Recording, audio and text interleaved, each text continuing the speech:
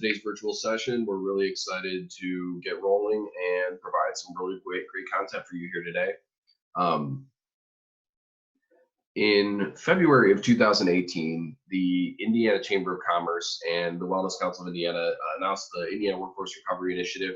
This came out of conversations between the administration of Governor Holcomb and the Chamber to really decide from a business perspective what type of solutions are necessary in order for a business to combat the opioid epidemic within our workplaces.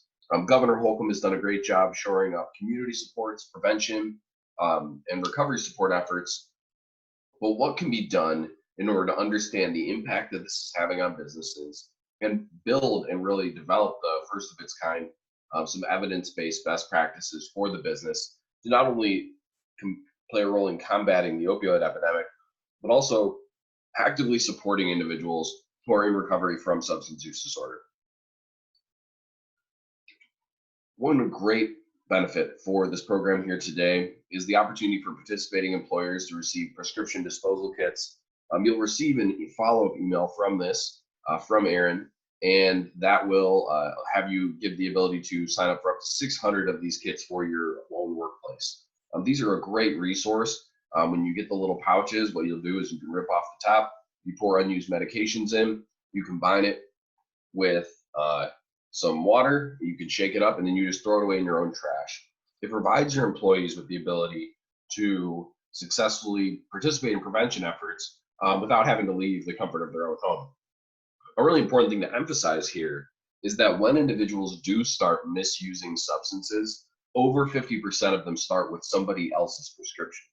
So it's really important that we do have all the efforts we do with managing over medication and over prescription. But a big part of our efforts for the everyday person is just safely and responsibly disposing of unused medications when we've got it sitting on our shelves, because that is a gateway to use. We've got a really solid agenda here today. We just have some more brief welcome remarks. Aaron will walk us through kind of how Zoom works and some unique parts of this virtual format for our meetings. We'll then hear from the local Chamber of Commerce for the Henry County event that we were supposed to be at today. Learning about some of the impact this is having on local business and what they're doing over in Newcastle and Henry County. We'll then also hear a story of recovery. That's why we're all here, is we want to help people get well and stay well, from Matt Haskett, and that'll be a really, really great resource. After that, we're going to talk and go into a deep dive on prevention, assistance, and retention within the workplace. We'll talk about what it's like to be a person living with a chronic disease. We'll discuss how you can retain people who are coming back, best practice methods for supporting them, interacting with your EAP, and we'll also discuss within that relapse and how to potentially manage it. After that, we're going to get some legal guidance from a partner in employment law at ICE Miller, Ryan Poor, and he'll be talking to us about the legal perspective behind this. It's a really great opportunity for you as a business to get some free time with an employment lawyer. We highly encourage you during this section and even during the first section, use the chat functions and the Q&A within our Zoom and give us questions as we go, because we'll insert those throughout the conversation and use those in order to keep everything moving forward. We want to make sure that you here today take advantage of the time that we have available and get everything you can out of our panel participants. We're going to go through things in that section like the Americans with Disabilities Act, the Family and Medical Leave Act, and a lot of the other implications, legally speaking, that come when offering somebody assistance. After that, we will do a session on medication-assisted treatment with Tony Toomer, who runs the opioid treatment programs throughout the state of Indiana from the state's perspective. Medication-assisted treatment is an evidence-based best practice, provides people with the ability to get well, and in many research cases, doubles or triples recovery rates within our community. So it's a really good thing for you, but also does require some accommodations oftentimes. I want to say just thank you guys for being here today. We understand that these are difficult times for us all, and a lot of our normals have been interrupted. But I will also say during these times, it becomes more important than ever that we're equipped to manage the behavioral health needs of our workers and our workplaces. We are very blessed to be able to take these sessions virtual and to open them up for free to anybody throughout the state that wants to attend. You're going to learn a lot here today, and we highly encourage you to get every single thing that you can out of it. If you ever have any questions or need any further education or assistance, you will receive contact information in all of our follow-up materials. I'm going to turn it over to Aaron now, just for a brief overview on how Zoom is going to work and some of the unique formats for this meeting being in a virtual format. Hi, everyone. Just a few things to keep in mind about Zoom as we move through the virtual platform. We thank you for your flexibility as we move this to Zoom. All attendees are muted to minimize background noise, but we still do encourage you to ask questions throughout. We have a Q&A feature enabled, so if you go to your Zoom control panel, you'll see a little icon that says Q&A. Feel free to click on that, and you can submit any questions that you have as they arise. And Mike and I will be kind of reviewing that as we move through our speakers, and we will make sure that those questions get to the speakers and do get answered. So please, we do encourage you to use that feature to ask any questions that you have. We'll address them at the end of each speaker's presentation. Some people might pause in the middle for questions as well. So your questions will be answered. If you do have any issues with Zoom, please feel free to send me a private chat. We also have a chat feature on that icon, or a chat icon on the control panel. So click on that and you are able to send me, I'm Erin Klaus-Morse, a chat, and I can sort of walk you through any issues that you're having with Zoom. If there's a volume issue, if there's a screen issue, just let me know. And that's it.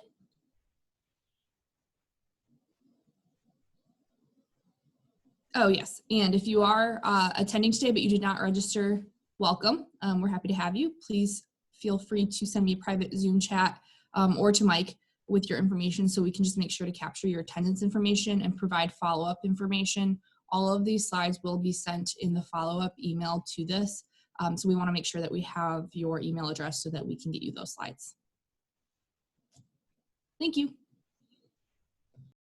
Awesome. Thank you, Aaron. And with that, we're going to turn things over to Sean from the Newcastle Henry County Chamber of Commerce for just some quick remarks on what they're doing within their communities and the impact this is having on local businesses.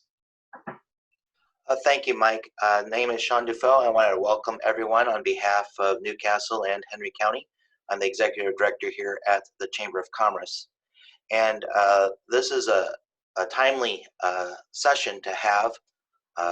Last March, we had conversations with State Senator Lysing, and she informed those of us in attendance that the amount of prescriptions for opioids in Henry County far exceeded the number of actual people. And so we knew that this was an important topic. And I was hopeful that Angela Cox from our Henry County Health Department would have been able to attend. I'm not too sure if she is or not. I know that she's overwhelmed and her whole entire office is overwhelmed with the coronavirus pandemic that's happening. And so though that has taken center stage, the actual opioid concerns are still very valid. Talking with our area businesses as big as Boar's Head to as small as some of our plumbers to our truck driving employment, they all have issues in regard to finding people to employ who can pass a simple drug test. And so it's been a very a struggle. And this is one of the hopes that we've had with teaming up with Indiana Chamber of Commerce and Mike and Aaron as well to share this information with our employers so they can get a better grasp on the situation. Some of our employers are sadly having to do away with some of the drug testing so they could meet qualifications of finding someone to just be that warm body. And so I think that it's paramount that this type of a session is available to us. And I do appreciate all the work that Aaron has done to bring this into a virtual streamline since we are unable to meet publicly together. But nonetheless, it's a crucial issue here in Henry County. The foundation, EDC and others are very concerned, and we have been trying to address that situation through educational means, finding people to set up these similar sessions that we're doing here today. And so that's where we're at right now from a standpoint of the county, is more on the educational side of it. But with the crisis of the coronavirus here, opioids have sadly taken a secondary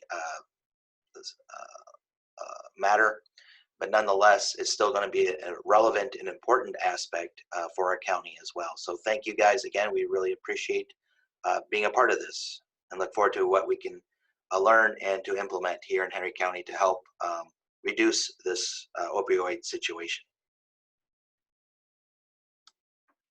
Thanks, Sean. We really do appreciate our ability to partner with local and regional chambers and all the amazing work they're able to do on the ground in their communities. We know that community by community, how this issue looks in the state, it's different. The dynamics of local systems of care are all different, and the needs of local businesses are diverse depending on where you are within our state's environment.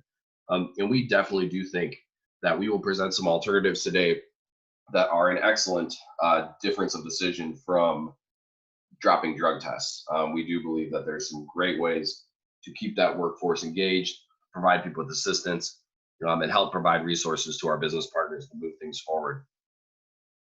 Up next, we're going to have a story of recovery from Matt Haskett to talk a little bit about stigma, but also talk about the solution and what it looks like to be somebody living in recovery. And with that, I'll turn it over to Matt.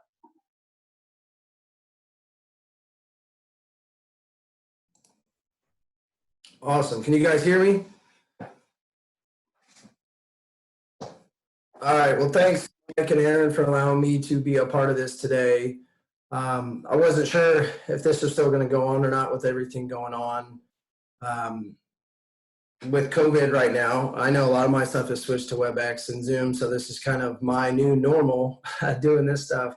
But I just wanted to share briefly for about 10 minutes on kind of my experience and my journey in getting into recovery, and then some of the situations that I've had to go through and learn to deal with regarding stigma. Some of that was during my active addiction, and some of that I've even experienced, multiple years into my recovery. So I'll get started with some of that. So my name is Matt Haskett, and I'm 33 years old, and I got sober and into recovery October 20th, 2015, right after my 29th birthday. And I graduated from IU Bloomington in 2009, and shortly after that is really when my disease of addiction took off down the wrong path, and to where it got pretty bad for me. And for the next 5 or 6 years, I really struggled. And a big part of that for me was I was uneducated on it. I didn't know what kind of beast I was fighting and what I was up against. I thought it was something I should be able to figure out and control on my own. And I didn't really know who to turn to for support or help. And, the people closest to me, especially my parents and my brothers and some friends, when I did try to have some conversation with them, it was very difficult for me because, again, they were uneducated on it as well, and they didn't quite understand it. And at the same time, I didn't even understand it. I thought that maybe there was something wrong with me. I should be able to figure this out. I didn't understand why I couldn't stop making the choices and doing the things that I was doing, and why I continued making some of those poor choices, knowing that the consequences at the end of it were not positive things. And ultimately, they made things worse over time, and gradually over a couple of years, things just kept continuing to get worse. And I remember shortly after I graduated, I had a job, and I had worked there for probably about 4 or 5 years. And I turned into a poor employee, we'll say that. When I started in the first couple of years there, I was not. I had been promoted, and I was on the sales team. But as my addiction got worse, my we'll say performance went downhill. And, I did some things as far as attendance wise and not being on time for meetings and things like that. And then also, I took some money from the company, and ultimately I got called in the conference room one morning by the office manager and the sales manager. And at that time, I actually thought I was getting the promotion where I was trying to get promoted to like a regional sales position. And instead they called me in to essentially have a conversation with me, wanting me to get a little honest with them. They noticed something was going on with me. They weren't sure what, but they knew something was wrong. And they also pretty quickly identified I was the one that took the money. So they basically gave me an opportunity to share, get honest with them, let them know what was going on, admit to taking the money. And, the way they handled it was actually, it was very surprising to me. They handled it probably the best way they could have. They said if I was honest and just admitted and shared what was going on, they would put me on leave and let me go get some help and keep my job waiting there for me when I come back.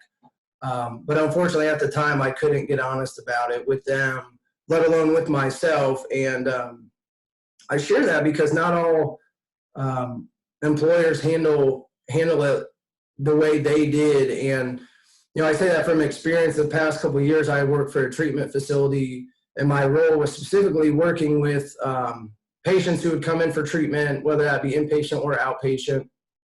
And I was kind of the employer liaison. I spoke to EAPs or HR managers, whoever that contact may be, to try and make sure that patient was getting the treatment that was needed and recommended by clinical team, but also doing whatever I could to make sure they were able to keep their employment. And, I saw a lot of those employers handle it different ways. And even though my employer at that time handled it great, the one thing that I think about when I look at that situation is if I was to get honest with them and share what was going on, at the same time, I don't even know if they had the resources or knew where to send me or what that next step would have been, because I didn't even know what that next step looked like.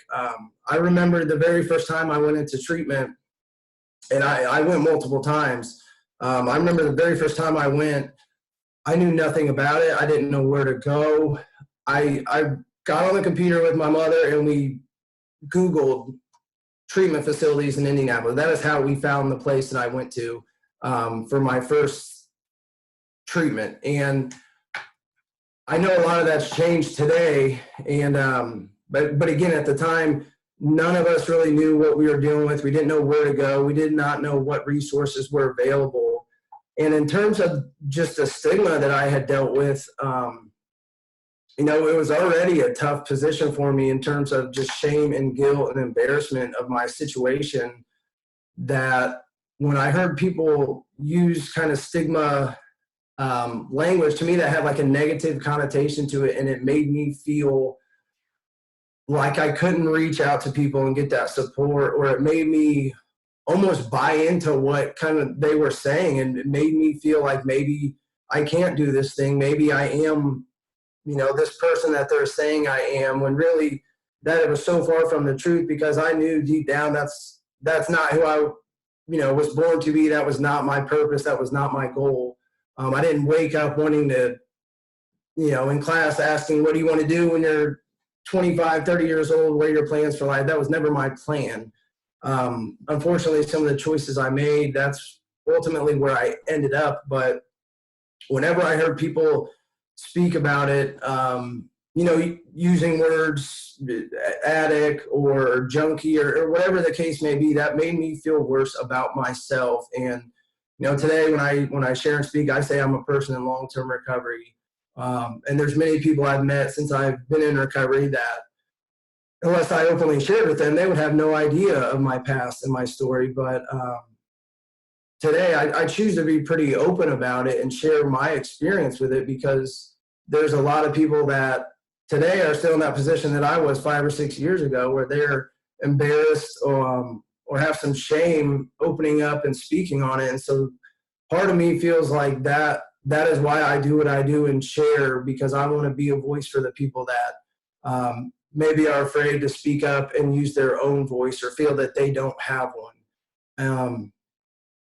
And going a little further, and I'll end with this, even 4 years into my recovery, I mentioned I'd worked at a treatment facility, and I'd been there almost 3 years in the position that I was in, working with employers and the referrals that they sent to us to help them maintain employment. And the facility I worked for took on new ownership, and throughout that process, I was actually let go and lost my position because policies were different, and I was told I could not be kept on staff due to a theft charge that I had. And it was very frustrating at the time because I had been in that position for a couple of years now, and I felt I did a very good job in my role there within that organization, and strictly because what a policy was on a piece of paper, I was no longer able to be employed by them. And again, this is 4 years into my recovery and sobriety, and one of a decision I made 5 years prior was still coming back to, you know, my personal life, my professional life, and even financials for a little bit. So stigma is real, and it can be, you know, put on people in a variety of ways, whether that's a policy like that within an organization or the language that people use. And that's why I was excited to join in today by Mike. And this is the second one I've done for the Indiana Workforce Recovery. And I thoroughly enjoy doing this because I know for myself personally, I'm not a bad person trying to do good. I was just a sick person trying to get well. And for an extended period of time there, I didn't know where to go and how to get that help. And from personal experience, if somebody is struggling, one of the best resources they have is their employer. And I think the end goal is for a person to feel comfortable enough and supported enough to be able to go to their organization and share what's going on and try and get some support and help from them. And I've seen that happen in a lot of positive ways in the previous role and work I was doing. And it excites me to see that. And it excites me to see the change that's happened around all of this. Yesterday, I was actually painting a room in my house since I'm kind of quarantined at home and I had some downtime. And when I was listening to music, the little commercial came on for the OFAC's presentation. And when it came on, it just made me smile because I know 5 or 6 years ago, there would never be something like that on the radio or billboards or anything like that. And it just made me happy to see the positive change that's going on and how this is being talked about. And I think that's definitely needed. And I really like what Mike and Workforce Recovery is doing here with these presentations to the employers. So in the community, I'm really excited to be on today. And thanks again, Mike and Aaron, for letting me do this. Well, Matt, we really appreciate you coming on and helping to share your story. It's important for us to recognize, there is a solution. And a lot of times, especially as employers, the interactions we have with individuals who are currently struggling with these diseases can be very difficult. But also, the opportunity for people to come out the other side and be really, really solid, productive employees is truly there. And we're really excited to just talk with everybody about what that looks like and how you can all play an active role in helping to support the work and well-being of your workplaces. So we're going to spend some time now, and we're going to really deep dive into what substance use disorder is. We're going to talk about what it looks like within Indiana's population. We're going to talk about some data behind Indiana employers and what they're actually doing right now in order to combat this within the workplace, and talk about some best practices that all workplaces can use in order to set up effective referral sources and recovery supports.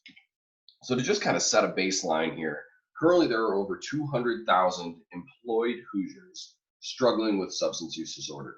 This is another way of saying they have active addiction, and they are employed within the workplace.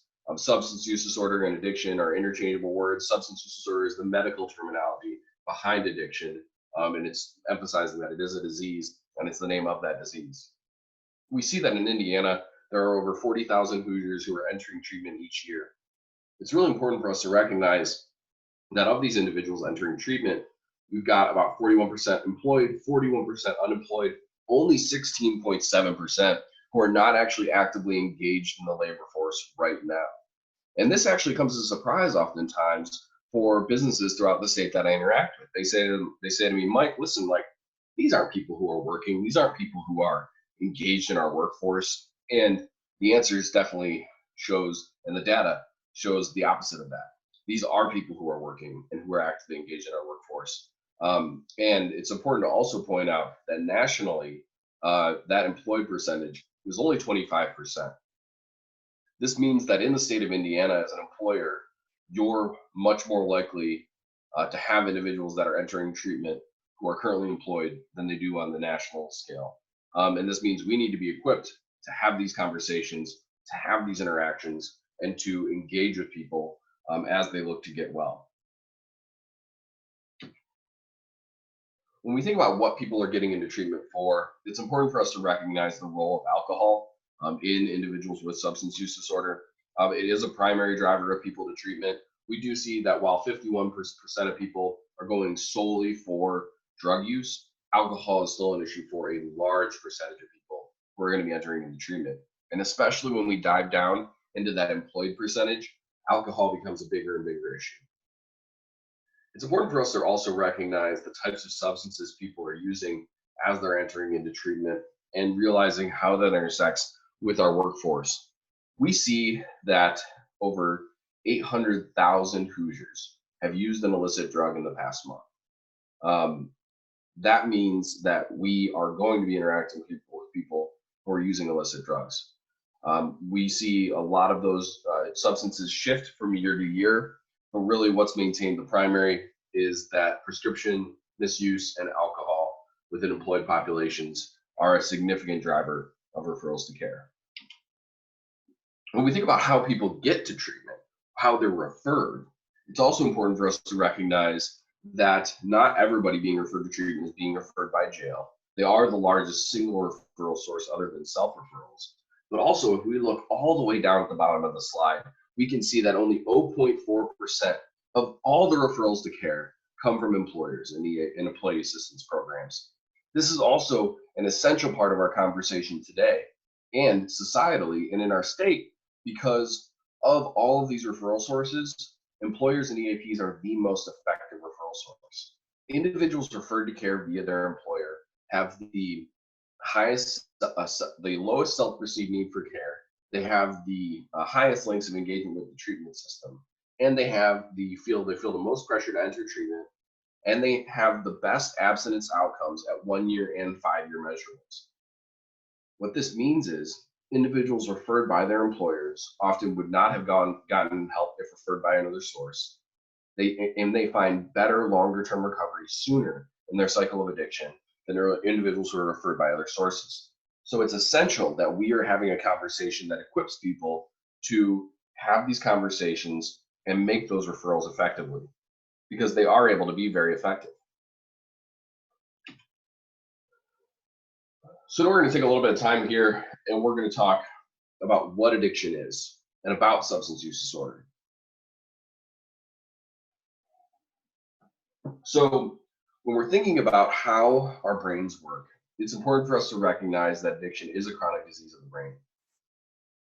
I used to run a national initiative, and as part of that, I had to travel state to state for sometimes on multi-week road trips across the country, checking in with different organizations and different chapters I had in different states. And as I was doing that, I would sometimes be, I'd be on these long, sometimes 8, 11-hour drives that I've done in some instances. And, you'd be thinking to yourself, like, all right, I'm starting to get a little hungry. I'm gonna pull over at the next stop and get myself some food. And you just kind of keep driving, exits go by, there's no food, there's just gas stations. And you're like, all right, I'm starting to get real hungry here. It's been a while since that first hunger pang was kind of hitting me. And I say to myself, like, all right, you know what, like, that's it. Pull over to a gas station. And, albeit I've made some questionable decisions in my life, I'd pick up like a gas station hot dog and I'd wolf that down. And at the time, man, I'll tell you, when you're hungry, that gas station hot dog would be awesome. But we can all agree that like that's not food. That's not like really the staple of somebody's healthy diet.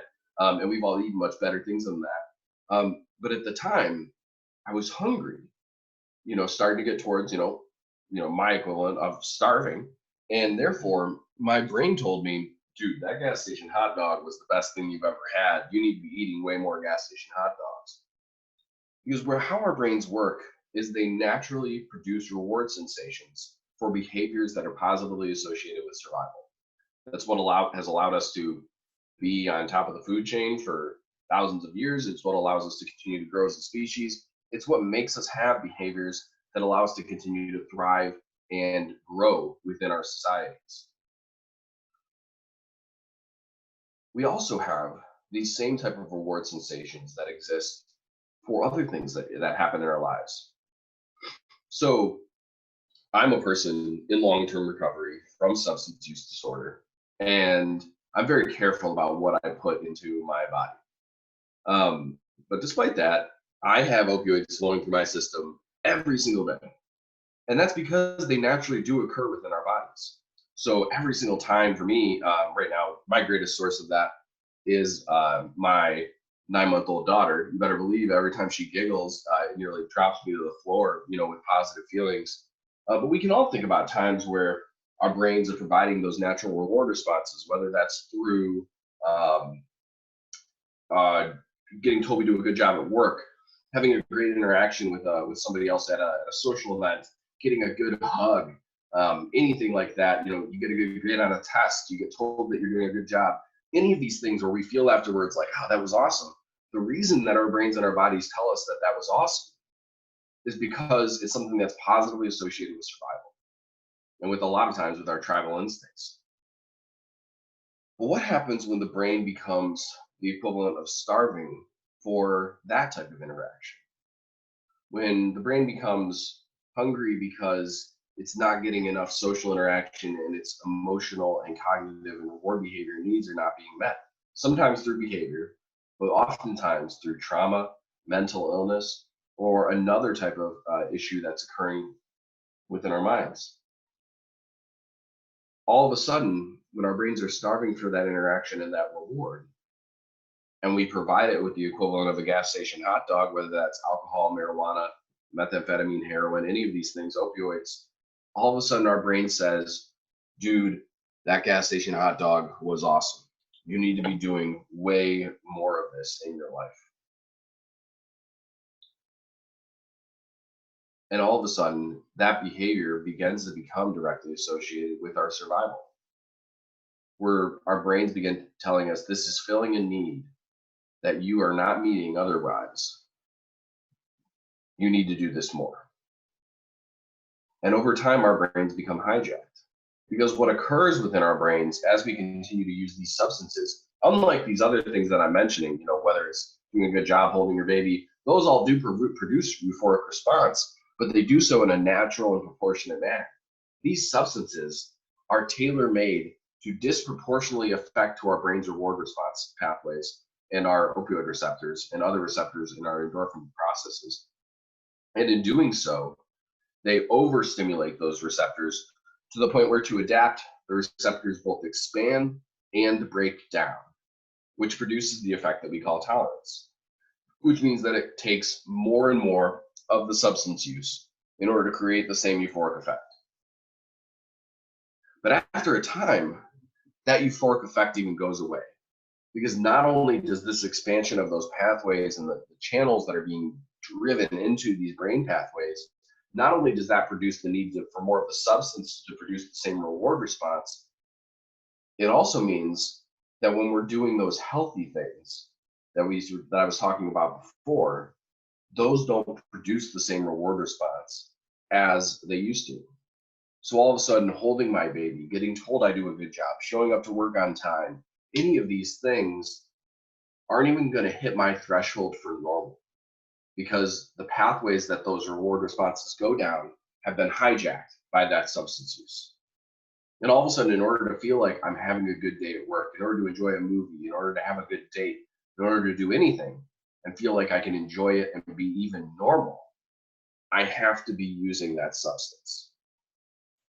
And this is important for us to recognize because for most people who are going to be engaged in addiction and substance use of this kind and this caliber, use is no longer associated with the euphoric effect. Use is associated with just getting to a baseline of normal and being able to live in my own skin and exist. And so it's not that people don't care about their job. It's not that they don't care about their families. It's not that they don't care about any of these things. It's that their normal has been hijacked to the point that they're unable to effectively care about these things and be engaged in them when not using. I used to, always have a conversation of like, I feel like I'm my real self when I'm drinking. And and all the time, conversations like, I don't understand why anybody would ever choose to be sober. That's a very real conversation that people in addiction have all the time. And it's important for us to recognize that for them, sober is not what it is to those individuals like us who are not trapped in that cycle. Sober is an unpleasant reality where it's very uncomfortable to live within their own skin. So we're going to do a little exercise here that was created by neurologists to create some empathy and understanding behind what it's like to be living with a compulsive disorder. So what I would like you all to do is don't blink. Just hold your eyes open.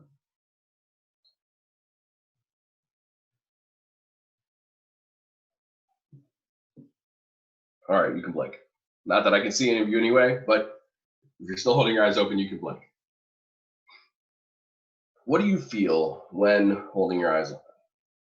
Your eyes feel a little dry. They feel kind of runny. It's a little uncomfortable. You also feel kind of like a phantom pressure, almost pushing your eyes down. But one that you don't notice until you hold your eyes open and you're actively working against that natural need to blink. For individuals engaged in compulsive behaviors, this is a really good analogy for what it feels like when they've given into the compulsive behavior versus when they're having to remain abstinent or trying to not engage with that behavior. And for individuals struggling with addiction, this is also very important for us to recognize as we think about how we're providing assistance to them when they're attempting to live within a new reality. Imagine being a person living with addiction, and every moment that you're not intoxicated is a moment that you're holding your eyes open. Now, those first few minutes, you can do it. It's not great, but imagine being an hour into that. Imagine being 2 hours into that. Imagine being a day into that. Imagine how uncomfortable that would be. And this is what it's like for these individuals. Even let's say if somebody's struggling with addiction and not using at work, that whole time at work that they're not using is entirely preoccupied and emotionally obsessed with the fact that they're not able to blink. And it becomes very difficult to be pleasant, engage in social behaviors, meet the responsibilities of your job, and all of these things, when behind that comes that sense of holding your eyes wide open. It's also important to recognize when we're thinking about how people get help and how they get well, that often how we have these referral sources to care and how we engage with our EAP needs to keep this effect in mind and be aware of it. Because for every moment that an individual has to keep holding their eyes open, even not even making the decision to blink, but making a decision that makes it easier for them to get somewhere where they can blink will produce a sense of euphoric relief because holding their eyes open is so unpleasant. So we think about, for example, somebody comes into our office, and let's say, best scenario in the world, somebody comes in with no discipline issues and they just say, hey, I need help. I'm struggling. I don't know how to quit. Let's just even say drinking. You say, okay, here's what we're going to do. We're going to give you a couple weeks off. Here's the phone number for our EAP. Go get the help that you need. This is a very typical conversation that would occur within an Indiana workplace, and within any workplace. Okay. So now they've got the phone number. They've got a couple weeks of leave. They're driving home, and they're they're holding their eyes open this whole time. They're saying, okay, I just gotta call this phone number. I just gotta call the phone number. They get home. The whole time that they're driving home and that they're doing anything, they're thinking to themselves, you know what? I know I can just blink if I go home. I've got alcohol at home. I could just blink and get a little relief, and I can just call them tomorrow. Anybody in active addiction will tell you that's not what's going to happen. They're going to continue down that cycle. But what if they also, even beyond that, think to themselves, you know what? Maybe I don't need the CAP. Maybe I can just get this on my own. And that's not a sane person talking. That's a person talking who's holding their eyes open and just wants it to be easier for them to blink if they decide they want to. But even let's take it a step further. They call that phone number. Okay, they've called your phone number. They're given a list of providers that are in network within their community that they can contact to get help. They then have to call all of those providers. Many of them might be full. Some of them will or won't take their insurance still. And in many cases, they're going to have to wait up to 24 hours for a response. What are the chances that somebody's going to get through that next 24 hours without using it? Especially when all they have to do in order to blink is something that they've been doing every single day for, in many cases, the majority of their lives. When the comfortable thing is blinking and we're thinking about providing assistance, we need to do every single thing that we can in order to ameliorate fear, uncertainty, and create immediate referral sources for care. And what this looks like within some workplaces that are doing kind of more innovative approaches and more front of line approaches is, instead of handing that individual that phone number on the flyer, you're saying, okay, you know what? We're going to call our local behavioral health partner. We're going to get you into no appointment today. You're going to drive from here to there, and they can let you know what help you need and get you connected to the right level of care. Having good behavioral health partnerships as a business is an essential part of creating really solid referral streams that remove uncertainty from the interactions. Individuals should know when they get somewhere who it is that they're going to talk to, what the hours are that what the time is of their appointment that they're expected to check in at, and what will be happening to them once they get there, and that if they get the help that they need and get well, that their job is safe.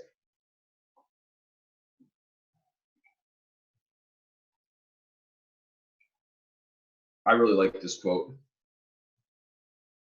and I think that it very much underlines how it feels to be somebody who's struggling with a disease like addiction. It really does emphasize, I think, what it's like to be somebody who can't live within their own skin and feels alone even in a crowded room. I also want to talk a little bit today about just some of the implications that exist for our current environment, just to provide some kind of additional tools around this, especially for individuals within your employee populations who may be struggling. We do know that individuals that are currently using, that are current addicts, and so individuals struggling with substance use disorder, and also individuals in recovery from any behavioral health condition, are particularly vulnerable during these difficult times. In many cases, social distancing for them equals social isolation. I can even just recall, as a person in long-term recovery, I've been in recovery for almost 5 years, and I'm obviously very engaged within the community as a person who works within this field. And even despite all of that, my first week of working from home and social distancing, it was it not only felt like all my support structures had been stripped away, they were stripped away. All of my 12-step meetings have been canceled. My peer support groups were all no longer meeting. I no longer had the social interaction that I thrived in through work. And many of the things that I depended on for my recovery were no longer things that I could firmly use to plant my feet. So when thinking about these things, all of a sudden it was great to see an amazing response from the state, from our leaders, and from our recovery community. If you have individuals within your employee populations who are struggling, these virtual recovery meetings with this link here occur 6 times every single day and are an amazing resource. I personally attended them. I vouch for them. I think they're great. They're supervised by peer support specialists and are a really solid resource. Also, I want to point out here that anyone who has been engaged in mental health or behavioral health support services in your employee populations should be able to still engage in those same support systems virtually. This is, it can become very easy to think, oh, you know what, like, I'm just not going to go to therapy during this because I want to do it in person. But the state has done an amazing job opening up pretty much every single support operation to now be able to bill through a virtual setting.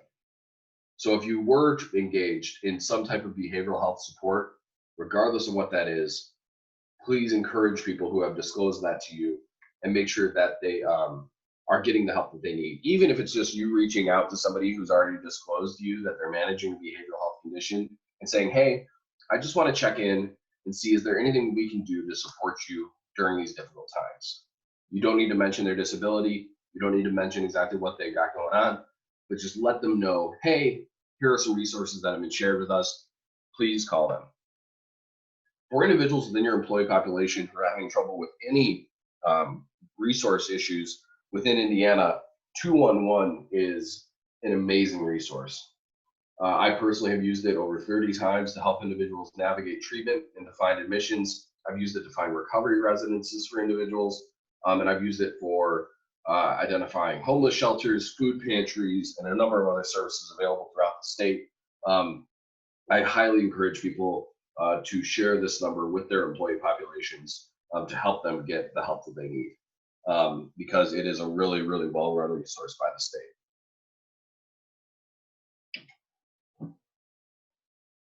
We're going to run through some data that exists for Indiana's employer population. And it was very important to us as we entered into this conversation to think about how is Indiana's employer population currently set up? Where do we need to have maximum opportunities for impact? And where can we make a really big difference? And we wanted to make sure that we have really nice sound data. So we collected data from hundreds of employers from November of 2018 through February of 2019. We had oversight by a methodologist. This is really sound, publishable data for Indiana's employer population. The first thing we asked was, what percent believe substance misuse is a problem for their own community? And the answer that we saw was that 76.3% strongly agree that substance misuse is a community problem. One important thing to emphasize here, when compared to a national survey from the National Opinion Research Council out of the University of Chicago, the American general populace answers the same question at 58.3%. This means our employers in the state of Indiana believe this is a community problem to a much greater degree than the American general populace. We then asked them what percent believe it's a problem for their own organization. And the answer was 13.3% will say drug and alcohol misuse is a problem for my organization. And it was important for us to also recognize that within this, there was a very large disconnect between individuals that were in human resources and individuals within upper management. Now, there's a couple reasons behind this, one of which is disclosure. So if an individual goes on medical leave, really of any kind, the only people who can know are those that are on a need-to-know basis. On most cases, that's not even the person's immediate supervisor, let alone a person in upper management. So people in HR have a lot more interaction with this than individuals within upper management. We also know that this is information that on the aggregate can be shared as a business, as long as you don't open yourself up to potentially discriminating against individuals. And we have these conversations all the time with businesses on how to effectively share these resources and make sure that people can understand the impact that it's having on their business. We also in general know from multiple research projects the Chamber has done, people are always willing to say, Congress is a problem, but I love my congressman. The education system is broken, but my school is great. This falls into kind of that same line. I've got a stuffy nose, I've got a sore throat, my ears are plugged up, but I don't have a cold. And this is a important thing for us to recognize in just how individuals answer some of these questions. Because especially as we dive deeper into the symptoms that organizations are facing due to substance misuse, we can see that they reported a pretty wide range of different effects that it's having on their business operations. And these are statistically relevant, publishable numbers for Indiana's employee population. And we can see that even at 15%, 14.6%, accidents and health insurance costs are right up there, with absenteeism being right at the forefront. Every employer who did not check that they don't know or that it's having no effect said absenteeism was a problem for their organization. We can also see that rates of family discord are really high, as well as rates of arrest, with more than 1 in 5 employers reporting their employees have suffered from arrest due to substance misuse. And with nearly 1 in 3 employers reporting family discord. I think it's really important here to take a step back also and talk a little bit about families.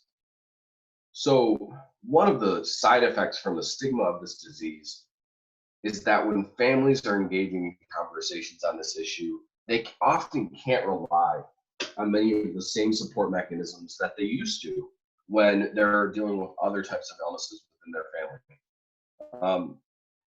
As a personal example, I can very intimately remember my junior year of high school when my mom's mom was battling cancer. And she battled cancer for about 18 months. And it was pretty strenuous. I remember particularly the stress that that put on my mom. And I can also very intimately remember the support that she received from her coworkers and her employer.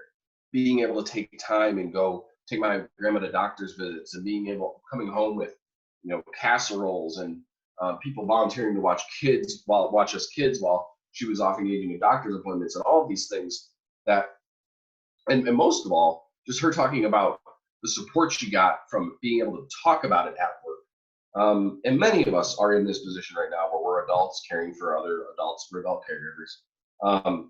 And that's a conversation that we have a lot at work and rely on other people who are going through similar experiences. But when I was struggling with my disease, my mom couldn't talk about that in the workplace because she felt like it was a reflection on how she was as a mother. And that's not true. That's not accurate to say at all.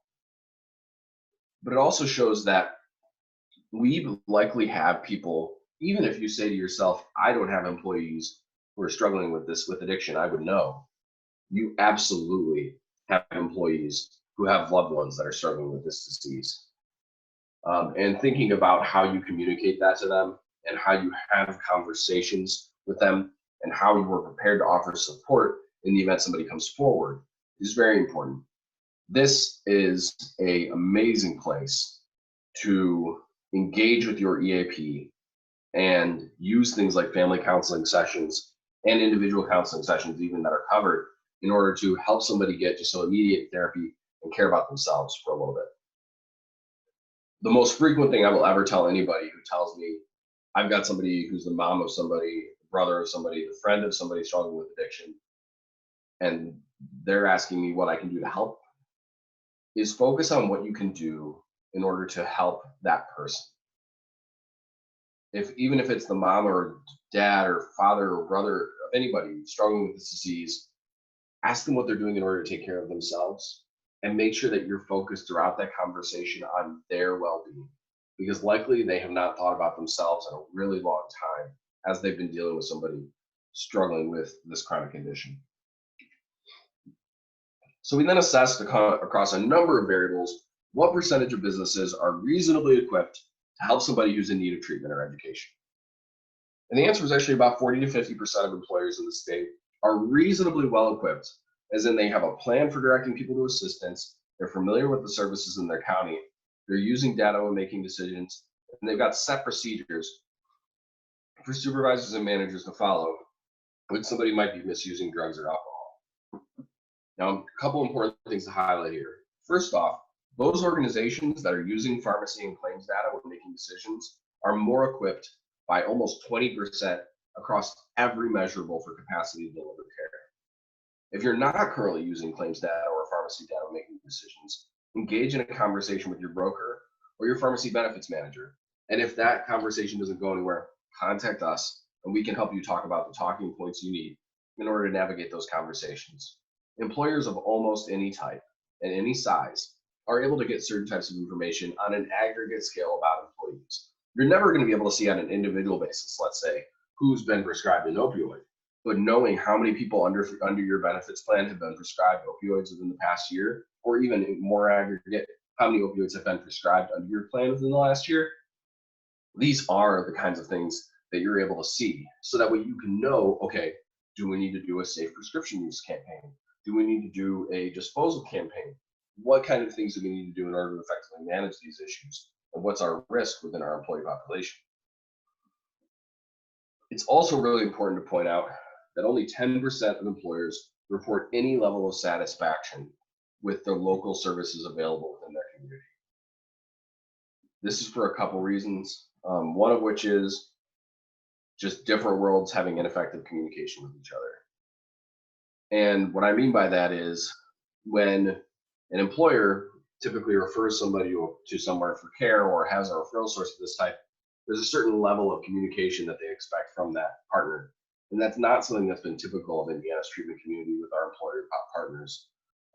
When an employer asks, what's it like to refer somebody to you? And the answer is, our doors are always open. That's not really an answer.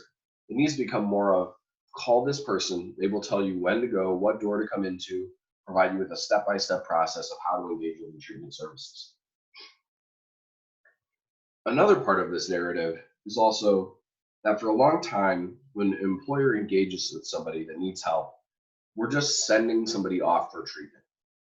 It's almost like there's a line in the sand where we say, okay, once you've stepped over this line, you're no longer our problem. And when somebody steps back over the line, they get back from treatment, they're supposed to be well at that point. And that's just not how chronic diseases work. But also, we have no ability within that process to hold individuals accountable to their recommended treatment outcomes. So I, as an individual, started off with, and this is just my story, this is not a story of necessarily long-term success that should be universal. I did 5 days of hospitalization in a supervised setting. I did 45 days of residential care, yet again, full-time supervised. I did 2 months of 8 hours a week outpatient, followed by once a week, 2 hours a week, supervised, peer-supported group supports.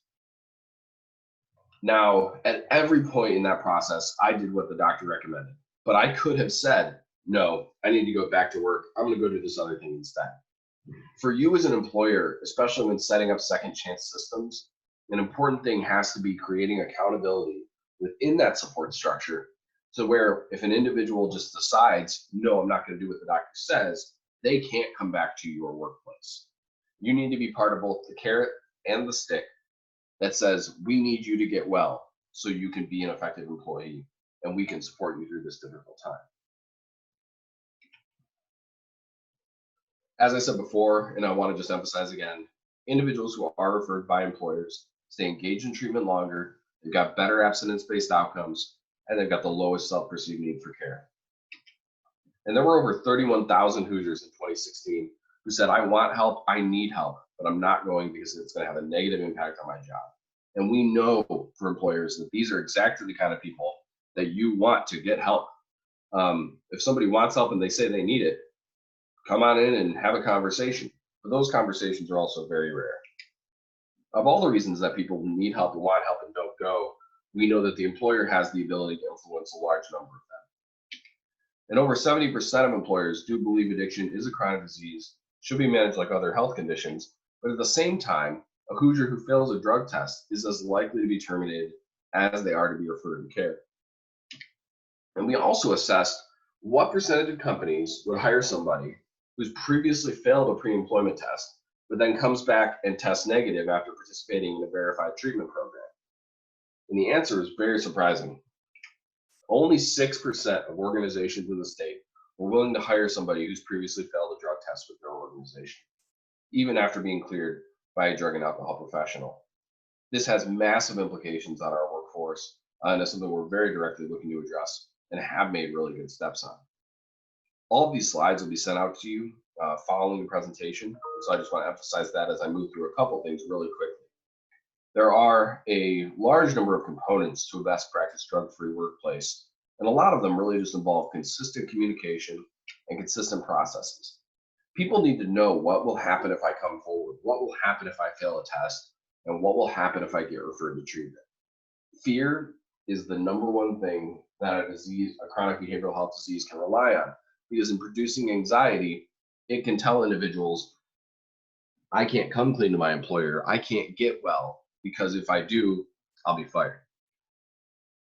And when we think about how we're providing assistance to people, we wanted to make sure that we were equipping employers throughout the state with some really sound evidence-based resources for referrals to care and setting up good practices within their businesses.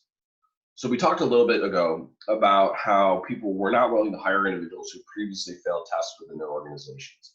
Part of that is because of the concern for negligent action liability. So if I know somebody's previously had a drug or alcohol use problem and I hire them anyway, and then an accident were to occur, would I be liable? And the answer was potentially yes.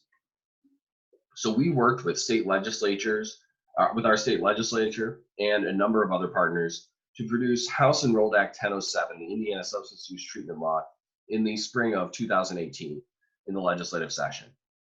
Under this law, any employer who follows sound evidence-based guidelines for a second chance program can have civil liability immunity for negligent action or negligent hiring.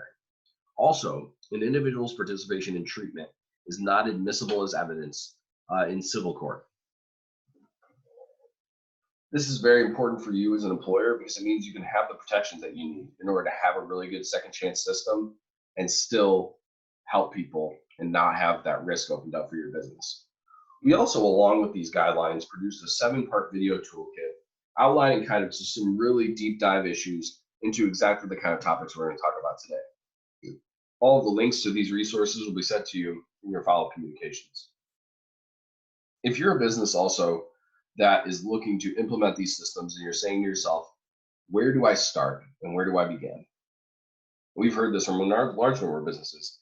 And as a result, we launched a new partnership with Centerstone Behavioral Health, in which we're focusing on what we can do in order to effectively come into your business and work with you to build a custom tailorized treatment second chance program built for you, but also based on sound evidence-based best practice.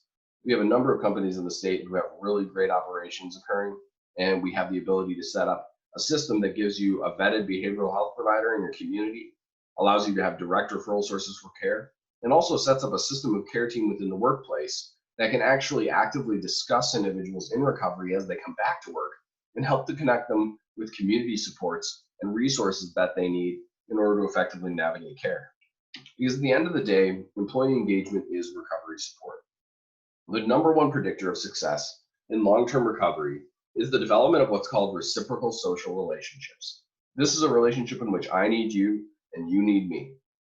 When I think of that, I absolutely think about my supervisor relationships and my employer relationships that I have at my jobs. I know my team needs me. I know my supervisor needs me. I know my organization needs me. And I know that I also need them. And as these individuals engage in healthy reward response pathways and reward-based work through work, their brains are helping to heal themselves. A year after abstaining from use, individuals will be able to see their brains return to normal.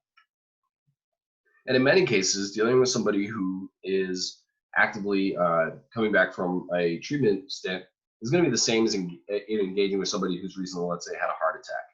There is going to be a slightly to limit stressful situations in people, and they may have some physical restrictions that are put in place.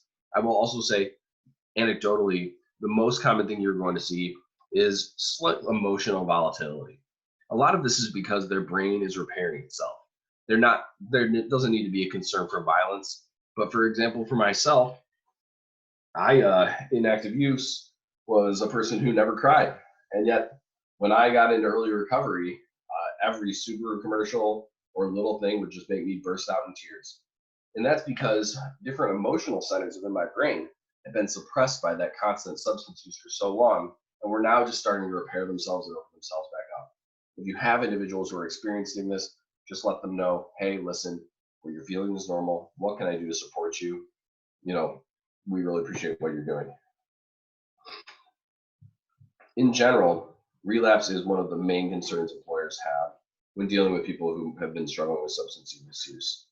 And in general, and I will say from a policy standpoint, well, we recommend what evidence-based shows based on research. Anyone who fails a first drug test or asks for help should be referred to care. Anybody who fails a second drug test should be terminated. But at any point after that first referral to care, if somebody comes forward and asks for help, they should be immediately directed back to assistance, pending any disciplinary issues that exist within the workplace environment. This is a system that's set up in order to incentivize individuals, if they do have a setback, to come forward in the workplace and talk to their employer about what issues they're having. And also within that, your best friend is going to be documentation, because the most frequent thing you will see is a return to old behaviors. If individuals used to be coming in late, they used to be having interpersonal problems within the workplace, and they used to have a number of documented behavioral conditions and performance conditions before they got treatment the first time. If you start to see those same things happen again, there simply can be the basis for a conversation, not of, hey, are you using drugs again, but hey, we've noticed some problematic behaviors begin to return. Is there anything we can do to help you with your job? Provide the opportunity for somebody to come forward. Within this, I also want to define one of these things, and that's euphoric recall. Euphoric recall is when somebody recalls an old pattern of use with positive association. So a example of that would be, oh, back when I used to use, and telling some good memory of back when somebody was associating with use, and a positive association with people talking about the high that they used to get from using, and talking about mostly those good memories. It's definitely something to look out for, as it is a key indicator that a potential relapse might not have necessarily occurred, but might be pressing. The Substance Abuse Mental Health Services Administration defines recovery along 4 key components: health, home, purpose, and community. And we know that the workplace has the ability to assist with all of these different areas. We also know that individuals who are receiving services of any kind through FSSA in the state of Indiana have a lot of problems that don't just necessarily correlate exclusively with substance misuse. These problems are often associated with food instability, lack of funds for healthcare, housing issues, utilities, and transportation. For the most part, individuals getting into recovery are not going to be in an amazing financial situation and are going to need some assistance, potentially along a number of areas. This is where navigating them through 211 or helping them learn to access community resources can be a vital component to their success. We're going to be having more of these virtual events all throughout the next year, and I highly encourage you have other individuals attend. This map is where we would have been going if we were not necessarily restricted as we currently are. But we do say, if you have anybody who's working at home right now and would like to attend these events, they are free. They are approved for CEU credits for HR. We would love to see more people. We also, at least right now, are still scheduled to have our Indiana Opioid Summit on June 18th. This is going to be an amazing opportunity to learn from other business leaders throughout the state on what they're doing within their workplace in order to have some really sound evidence-based best practice. Well, our keynote speaker is going to be Ryan Leaf in the morning.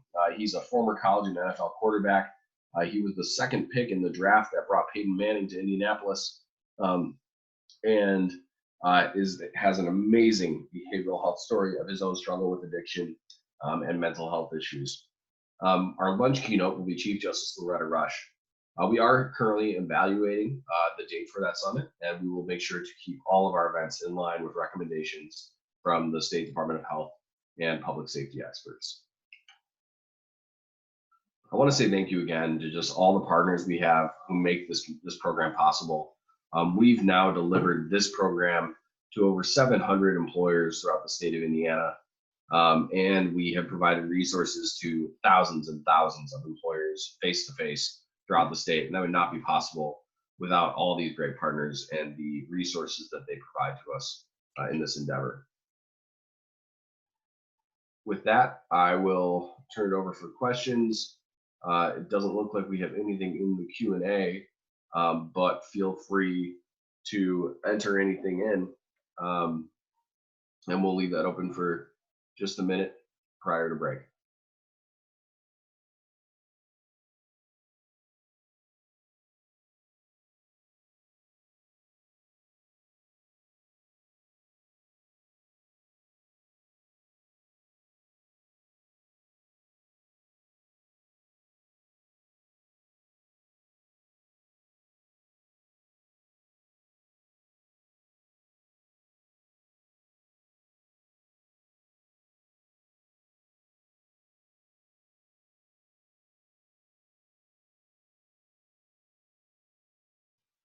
Okay, fantastic. So if any of you do have any questions for me or for any of our panelists throughout the event, please do feel free to enter them into the Q&A at any time, and we will make sure to get those answered. I'm happy to come back at any point and answer any further questions that you may have. With that, we are going to go ahead and take a 19-minute break and come back at 10 o'clock in the morning for our session on legal guidance with Ryan Poor from Ice Miller.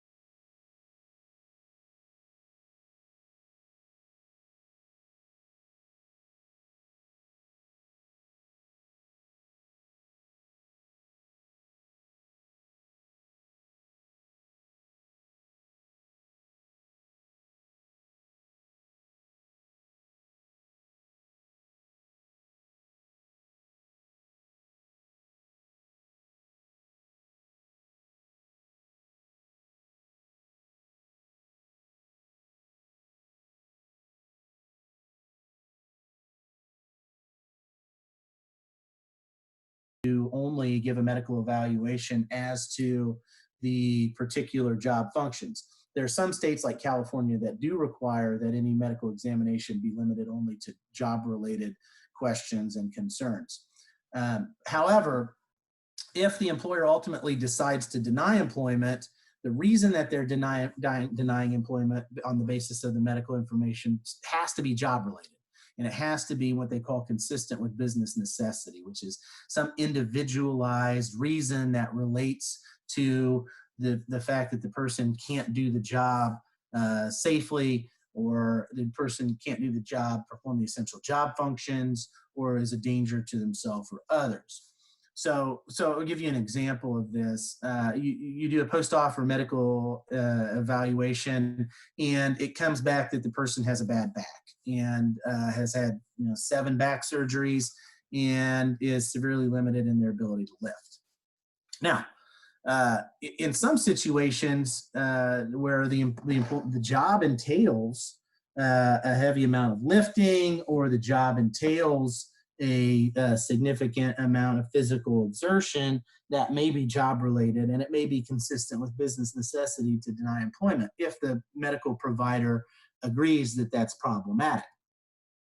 However, if the person works in an office, doesn't have to lift, and can otherwise be accommodated through posture chairs or other stand-up desk or whatever it may be, then it would not be job related and consistent with business necessity to deny employment to that person. So we talked about pre-offer, post-offer, and then during employment. Once somebody is hired, the employee kind of go back again to the idea that you can't just ask blanket medical information of people.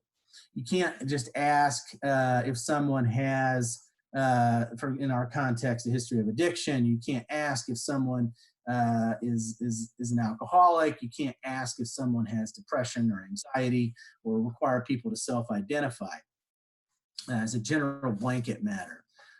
All an employer can do is ask questions and conduct medical inquiries when it's job-related and consistent with business necessity. There we see these same kinds of terms again.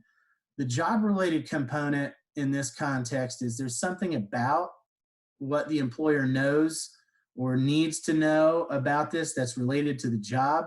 And it's important that the employer know this so that it can make individualized determinations with regard to this particular employee as to whether they can perform the essential functions of their job with or without some kind of accommodation. So it really boils down to, if the employer has some kind of reasonable belief, that is, again, reasonable, it has to be reasonable, and it's based on some objective evidence that the employee's ability to perform essential job functions is somehow impaired or will be impaired by a medical condition, or the employer has a reasonable belief based on objective evidence that the employee poses a direct threat. And that's when the employer can then ask medical questions and require medical examinations. So, for example, let's say an employee were to have a seizure at work, and it's in a manufacturing setting where there's equipment and dangerous items around. It may be that the employer could ask then, based on their reasonable belief and the objective evidence, for the employee to get a clearance from a doctor to return to work in that position, provide information related to their limitations, if any. If someone requests an accommodation of some sort, the employer can generally ask for information regarding the basis for that accommodation as well. So let's talk about this specifically when we talk about drug and alcohol testing as a medical examination. Because we're sending folks to a clinic, they're getting tested, they're getting results back.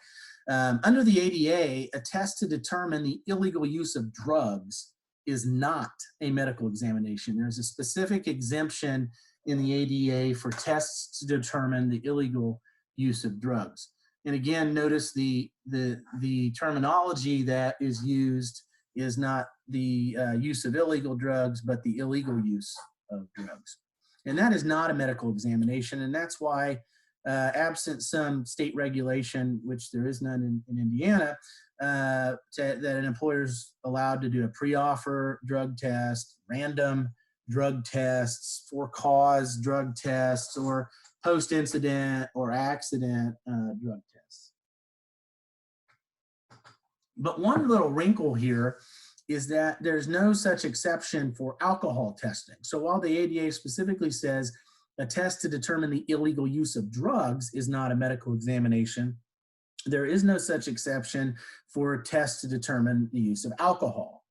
And so alcohol tests generally can only be done at the same time, for the same reasons we could do medical examinations, which would be if it's job related and consistent with business necessity.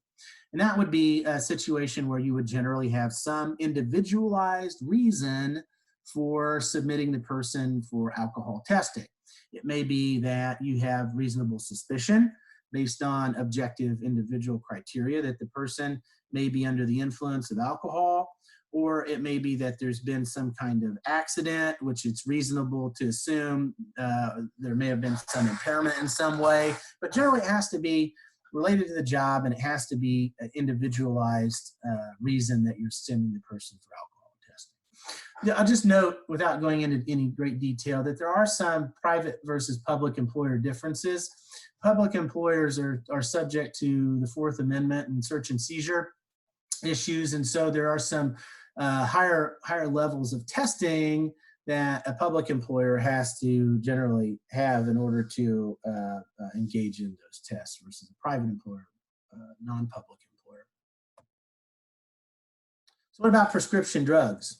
Well, you can prohibit or test for the illegal use or abuse of prescription drugs. Generally, what will happen in the testing process is if someone takes a drug test and, for example, they were to come back positive for some substance, that will be reviewed by the medical review officer, who will then, for the drug testing company, who will then review the prescription information and determine whether or not the test is deemed to be a positive test or not. But you can obviously prohibit or test for the illegal use or abuse of prescription drugs. You can't prohibit, as an employer, all use of prescription drugs, and you can't require employees to report all prescriptions that are taken. So you can't have a policy, for example, that says, or shouldn't have a policy, for example, that says employees are required to report all prescription drugs to the employer. Well, why is that? Well, there are so many prescription drugs that have absolutely no impact on an employee's ability to perform their job. And so what we will generally see in policies is that they will say something to the effect of employees are required to know and understand the effects of their prescription medication, and if the prescription may impair their ability to safely perform their job, to discuss the issue with the appropriate authorities at work. And we'll talk about who those people are in a minute. Regardless, when we're talking about prescription drugs, if someone were to reveal that they're taking a prescription drug, we can't just automatically say that if you take this particular drug, you can't perform your job. We still need to make that individualized assessment regarding safety or risk of harm to self or others as a part of this medical exam. And that may be requiring the employee to consult with his or her physician to provide us with information on whether it's safe for the person to perform their job, and the employer might provide a list of essential job duties for the physician so that they can look at those and determine whether the drug will affect the person's ability to safely perform their job. So what about performance and behavior standards? Well, as we said at the outset, an employer can still require someone who's an alcoholic or an illegal drug user to meet the same performance and behavior standards as everyone else. An employer can still discipline or terminate employees if they violate performance or behavior standards, even if they have a substance use issue. They can suggest to an employee who's engaged in misconduct that's due to alcoholism or illegal drug use that they go to an EAP, or they can discipline them, or they can do both. Again, they can hold them the same performance and behavior standards, but you are allowed to suggest that they see the EAP or some other professional before returning to work, or as a condition of work. If sometimes the question comes up, well, what if somebody mentions addiction or requests an accommodation of some sort, like leave for treatment in response to disciplinary action? Well, in those cases, because it involves some underlying performance or behavior, you can still discipline as an employer, but you may be required, if, for example, it's alcoholism, which would be a covered potentially disability, you may be required to engage in this interactive process. So you don't have to rescind the discipline or grant some kind of accommodation that supports drinking, such as a modified work schedule that allows the person to come in late.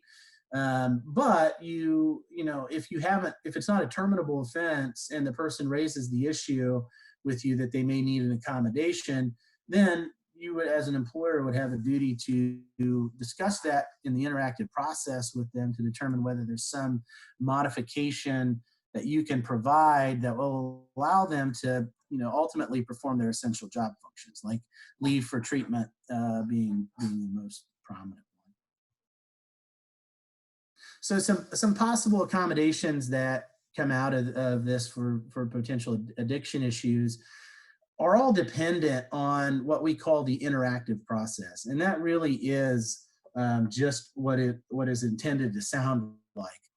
It's a discussion between the employer and the employee where they take, on the one hand, the essential functions of the job, and on the other hand, the employee's issues and limitations. And they try to put those two things together to determine whether there's any possible accommodation that will allow the employee to perform those essential job functions within that person's limitations. And oftentimes, whether someone's revealed an issue or not, the question in the interactive process really is there anything that we can do to help you do your job or to meet the expectations? And sometimes that's a question I'll suggest when they say, I think Joe Smith may have a problem with alcohol, but he hasn't revealed anything to me, and I don't know that for sure, and I don't have any reasonable suspicion.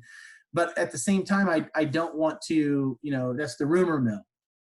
I'll say to them at that point, well, maybe if there's a performance or behavior problem that you need to address, after you address the performance or behavior problem, ask the question, is there anything that we can do to help you do your job and meet expectations? And that generally will get you the same place as it would for someone who has a disability or someone who doesn't have a disability. The question is really the same. Some accommodations, maybe, again, leave or treatment for counseling. There may be a transfer to an alternate position that the person is seeking or would do better in, some modifications to their schedule or assignments in order to accommodate for leave or treatment or counseling, or something else. So really, it's an entirely open process between the employer and employee to find whatever works best to address the issue within the requirements of the job.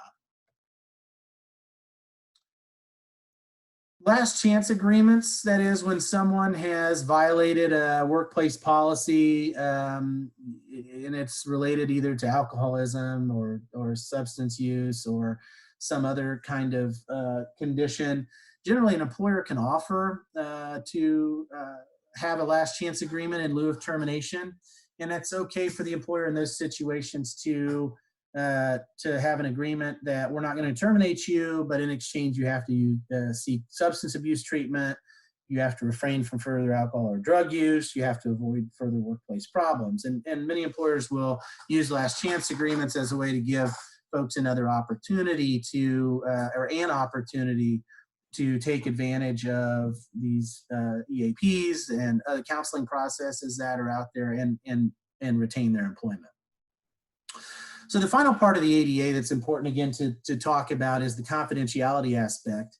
And that is that, drug testing, disability-related information, medical examinations, anything related to an employee's medical condition or disability has to be kept confidential by the employer. It needs to be maintained separately and only those persons with a real need to know are allowed to have access to or knowledge about that information. So I'll say, in terms of other legal issues that are out there, that's the ADA coverage. The Family and Medical Leave Act can also come into play for purposes of substance use or alcoholism. And it's a little bit of a broader path for someone to seek leave. Now, the Family and Medical Leave Act only applies to employers with 50 or more employees for these types of reasons. And that allows employees to seek up to 12 weeks of unpaid leave in order to, when they're unable to perform their job due to their own serious health condition or the serious health condition of a family member. So in this particular context, an employee could be eligible to take leave for treatment for substance abuse, which may be a serious health condition, if the conditions for either inpatient care have been recommended by a doctor or there's some continuing treatment that are met, FMLA may be available. The FMLA is generally limited to serious health conditions where you have some kind of a healthcare provider or a provider of healthcare services is suggesting or recommending or requiring this type of a treatment for the person. So a person, saying I want to check myself in isn't enough initially for necessarily for leave, because we have to have or an employer can require a healthcare provider to sign off on the request for leave. Now, a person could go to treatment and obtain that when they got there, certainly. It also has to relate to the treatment. That is, in absences that are because of employee use of the substance. And so the FMLA, unlike the ADA, isn't limited. It doesn't exclude substance use, current substance use issues. So someone who is suffering from or dealing with a substance use disorder currently is not exempted from the FMLA. So we can certainly be covered under the FMLA and have a requirement for treatment for someone's substance use disorder that would otherwise qualify. But absences because of the employee's use of the substance, other than for treatment, do not qualify for FMLA leave. So it has to be something that is for treatment or other qualifying reasons. And the employer can't take action against an employee because they've exercised their right to take FMLA leave for substance abuse treatment. That would be a retaliation component or an interference with the right to take leave under the FMLA. And additionally, an employee may also take FMLA leave not just for their own treatment issues, but if they're required to care for a covered family member who is receiving treatment for substance abuse. So that's all the information that I have to go through. I know, Mike, you may have had some questions that you wanted to cover, and I'll be glad to answer any of those. Yeah, absolutely.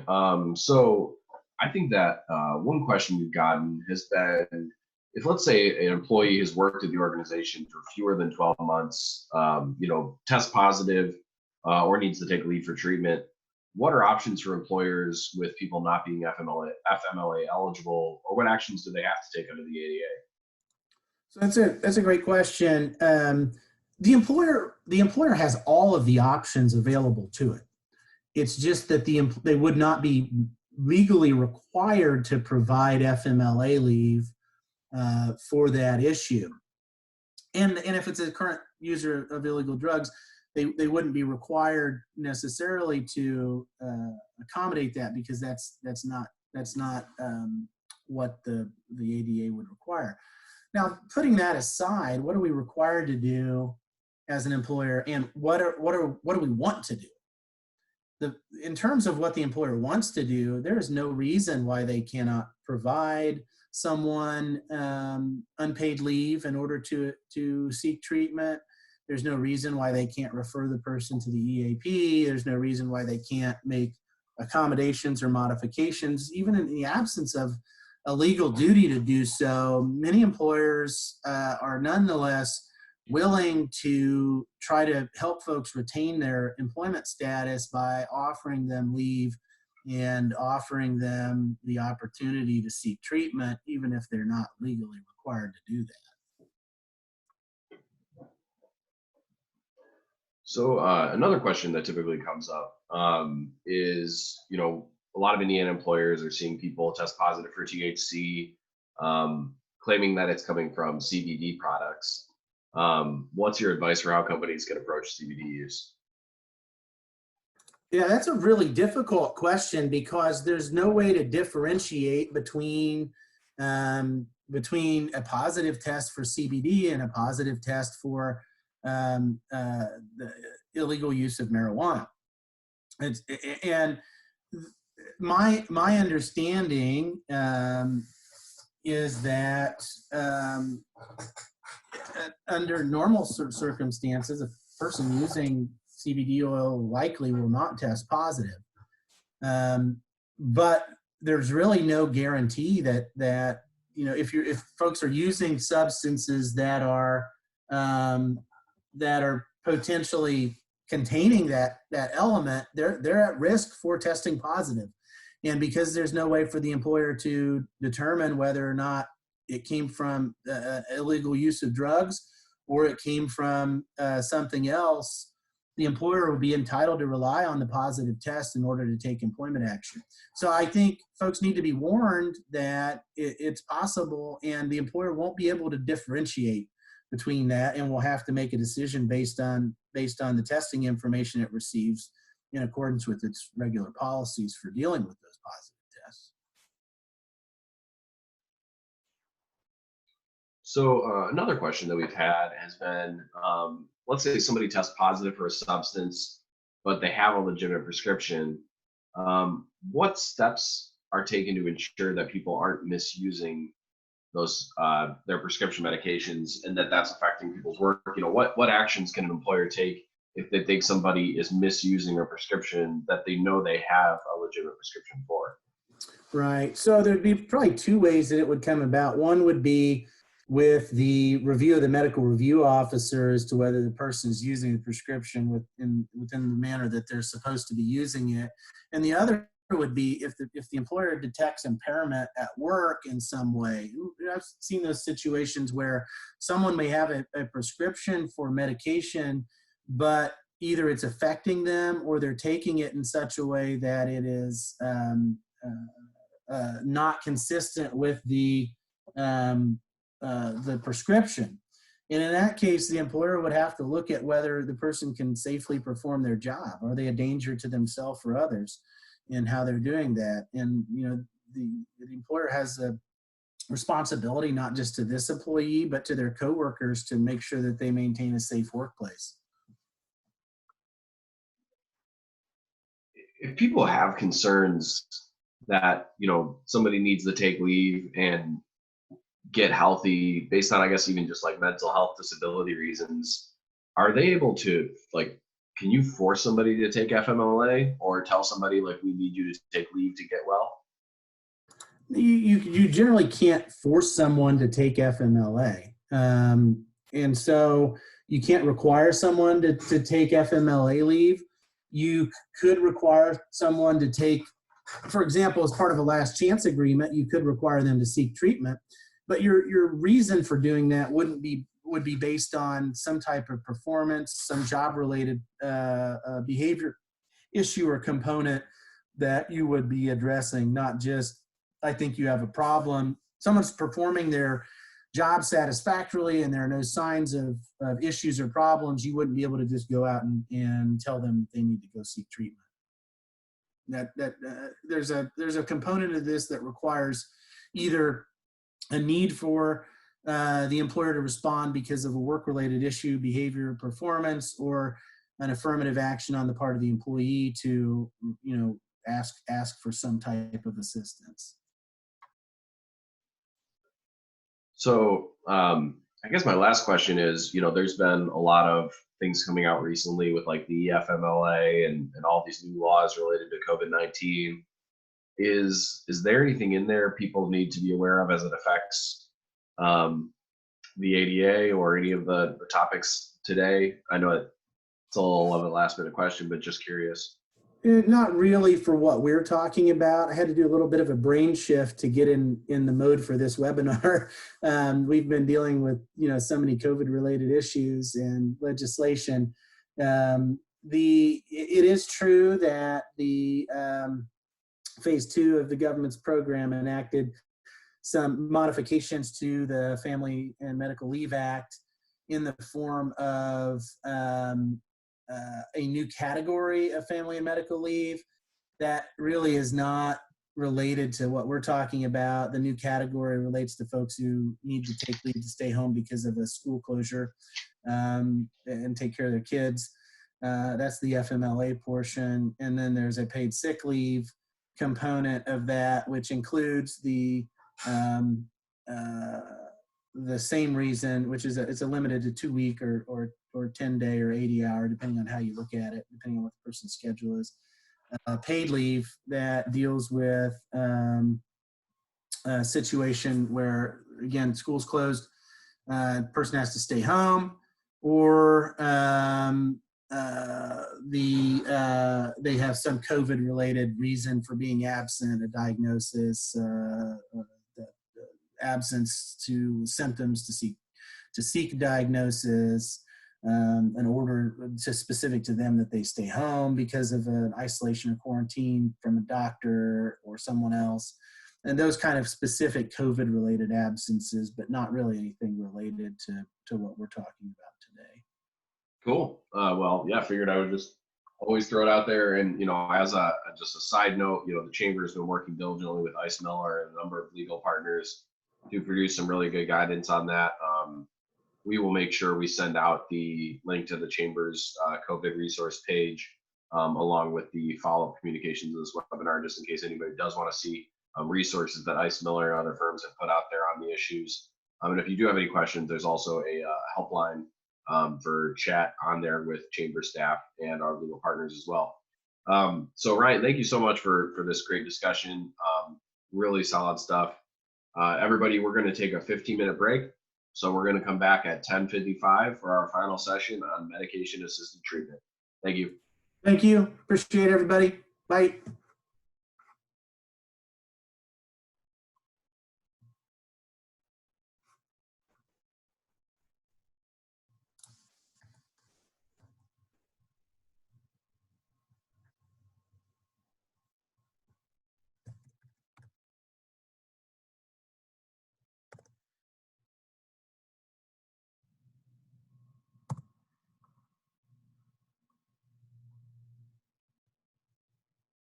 With a conversation about medication-assisted treatment.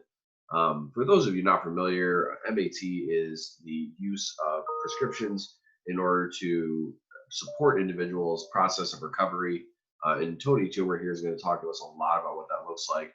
I think one of the things to emphasize here is, while some individuals may stigmatically label this as replacing one drug with another, or just delaying the problem, the evidence and data shows that this can double or triple individuals' recovery outcomes and is a strong evidence-based best practice. These people who are engaging in these services are exactly the kind of people you want to be supporting and employing. And so with that, I'll turn it on over to Tony. Good morning, everybody, and thank you for joining us this morning, afternoon. Again, my name is Tony Toomer, and I'm the Opioid Treatment Program Manager for the state of Indiana. And okay, today I just want to talk about and kind of help you guys understand, give you a good understanding of what addiction is, an understanding of the medication-assisted treatment, understand addiction treatment and opioid treatment programs in the state of Indiana, how the state looks at them as some of our initiatives, and and we'll go ahead and get started. First, let me give you a little information about the science of addiction. Drug addiction is a chronic, relapsing disease like diabetes, asthma, or heart disease, and it can be managed successfully. Treatment helps people to counteract addiction's powerful disruptive effects and regain control of their lives.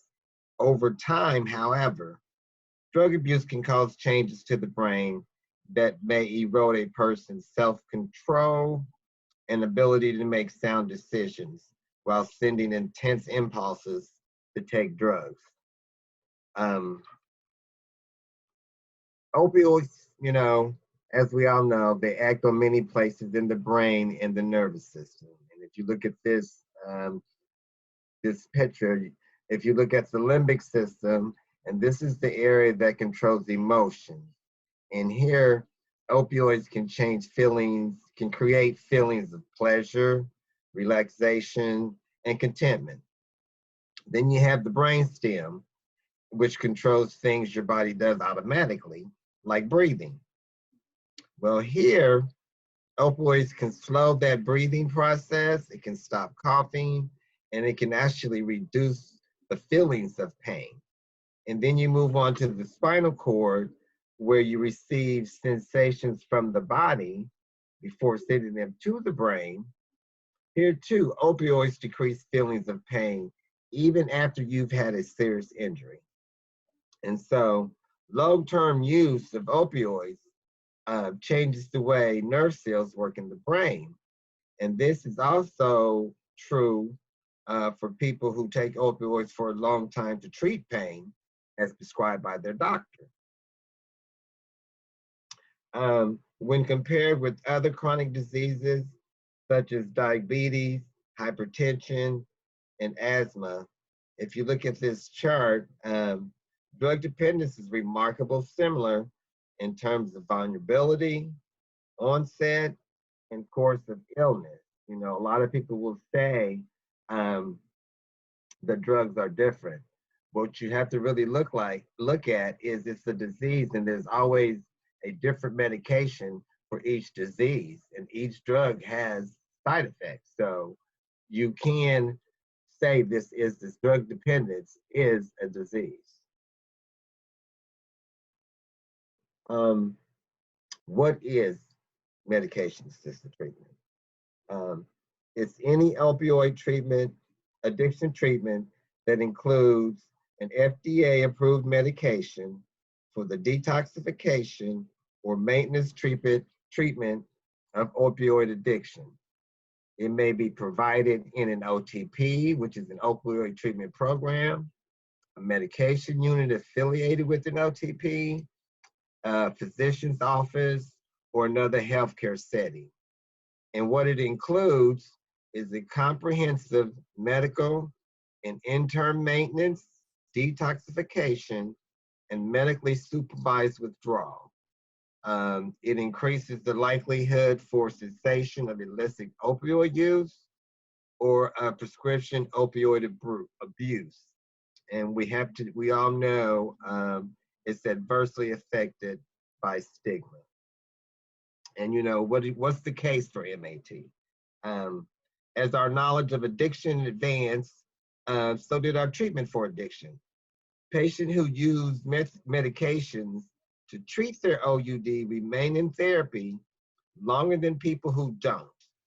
They are also less likely to use illicit opioids.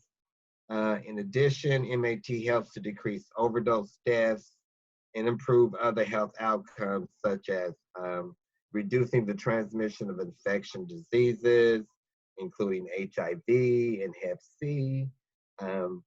MAT is supported by organizations representing medical and behavioral care providers, including the American Society of Addiction Medicine, National Council for Behavioral Health, patient advocacy groups, and federal entities, including the White House Office of National Drug Control Policy and the Federal Surgeon General.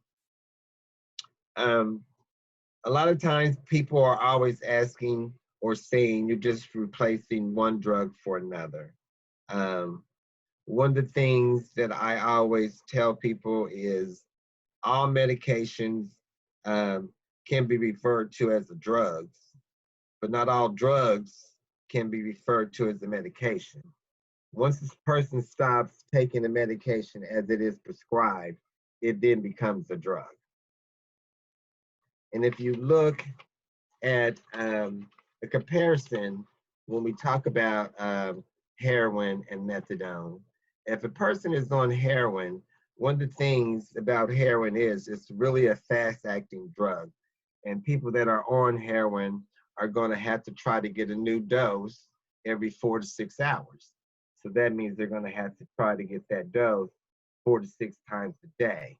And while they're trying to get that dose, they're going to be at high, they could be really, really at a high level for overdose potential. Because as we all know, heroin is lethal and there's high potential for abuse. And they have to get it to 4 to 6 times a day because the withdrawal period was in 3 to 4 hours after that first use. So when you compare that to methadone, you see that methadone is slow acting. It's not as fast as heroin. It's going to last 24 to 36 hours. It's going to require that patient to only get it one type of day.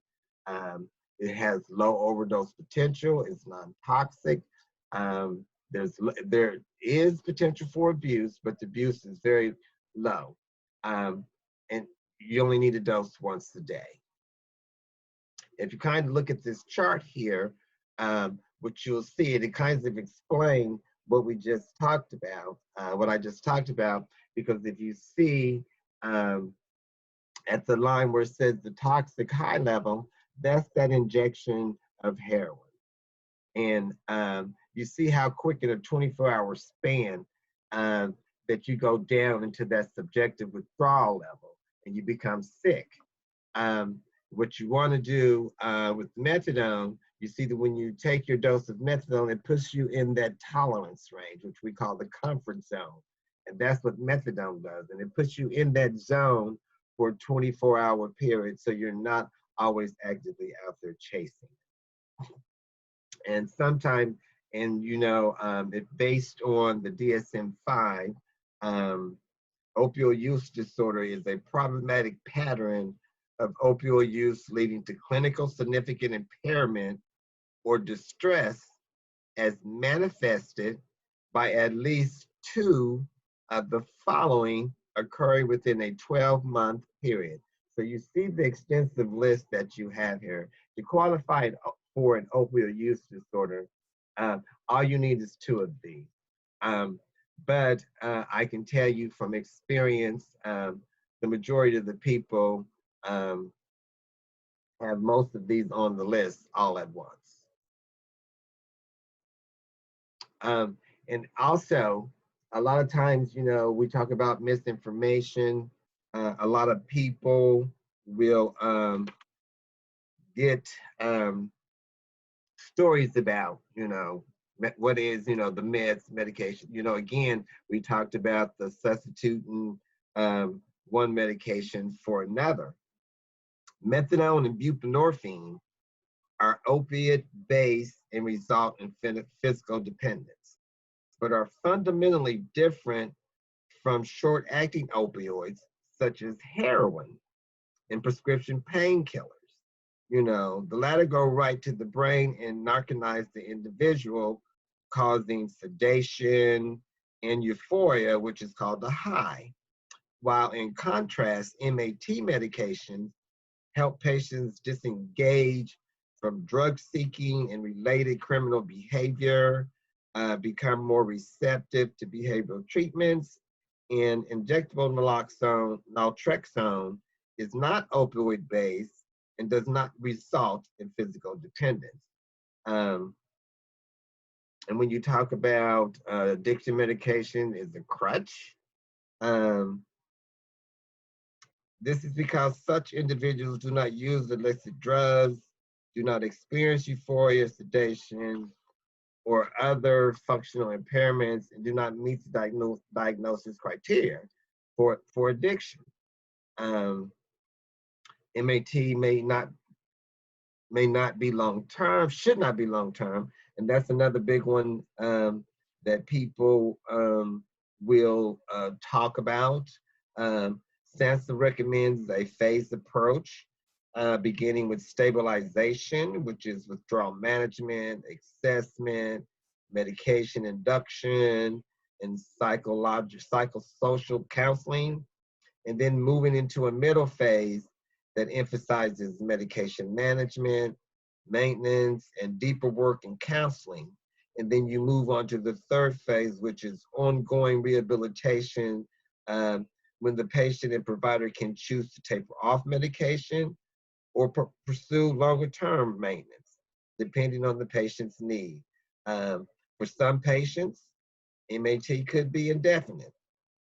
The National Institute on Drug Abuse describes addiction medications as essential components of an ongoing treatment plan to enable individuals to take control of their health and their lives.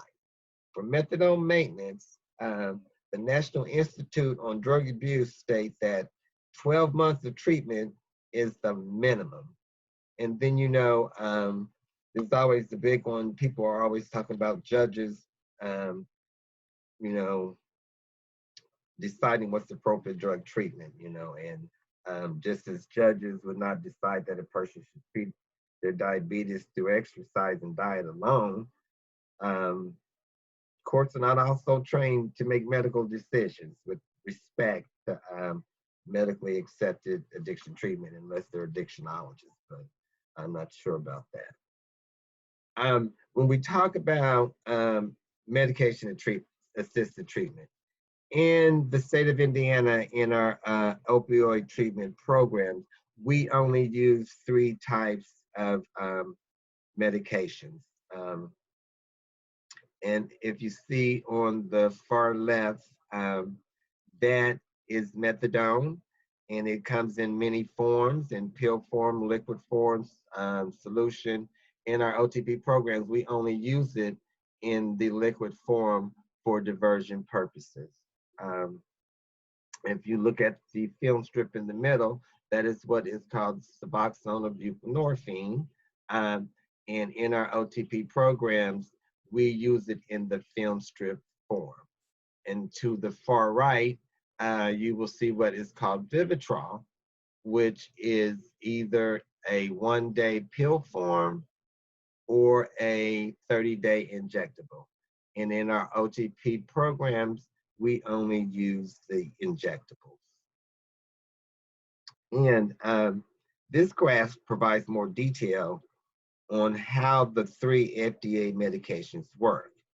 Methadone is the full agonist, and by fully occupying the mu opioid receptor, methadone lessens the painful symptoms of opioid withdrawal and blocks the euphoric effects of other opioid drugs. If you look in the middle, buprenorphine is a partial agonist, meaning it does not completely bind to the mu opioid receptor. As a result, buprenorphine has a ceiling effect, meaning that its effects will plateau and will not increase even with repeated doses. So you're gonna just, if you take 8 milligrams and you get to 16 and you keep taking more, there's not gonna be any more effect. Now, if you go to the far right, you see naltrexone is an opioid anti-agonist, meaning that it covers rather than activates the mu opioid receptor, effectively blocking the effects of opioids if they are used. And I'll explain more about that. We'll go into more detail.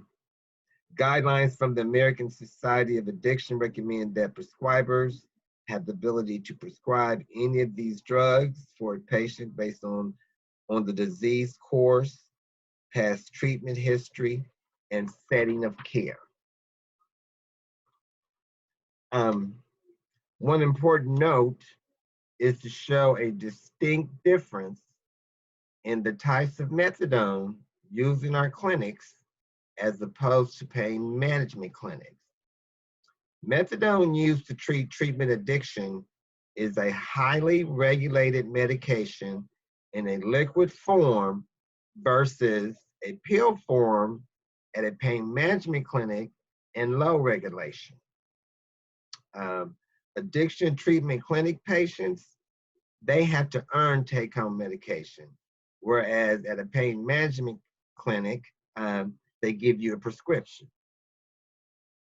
And when we talk about the 3 medications that we use in our OTP program, again, this goes to the frequency, who can prescribe, the uses, and if it's used in pregnant women.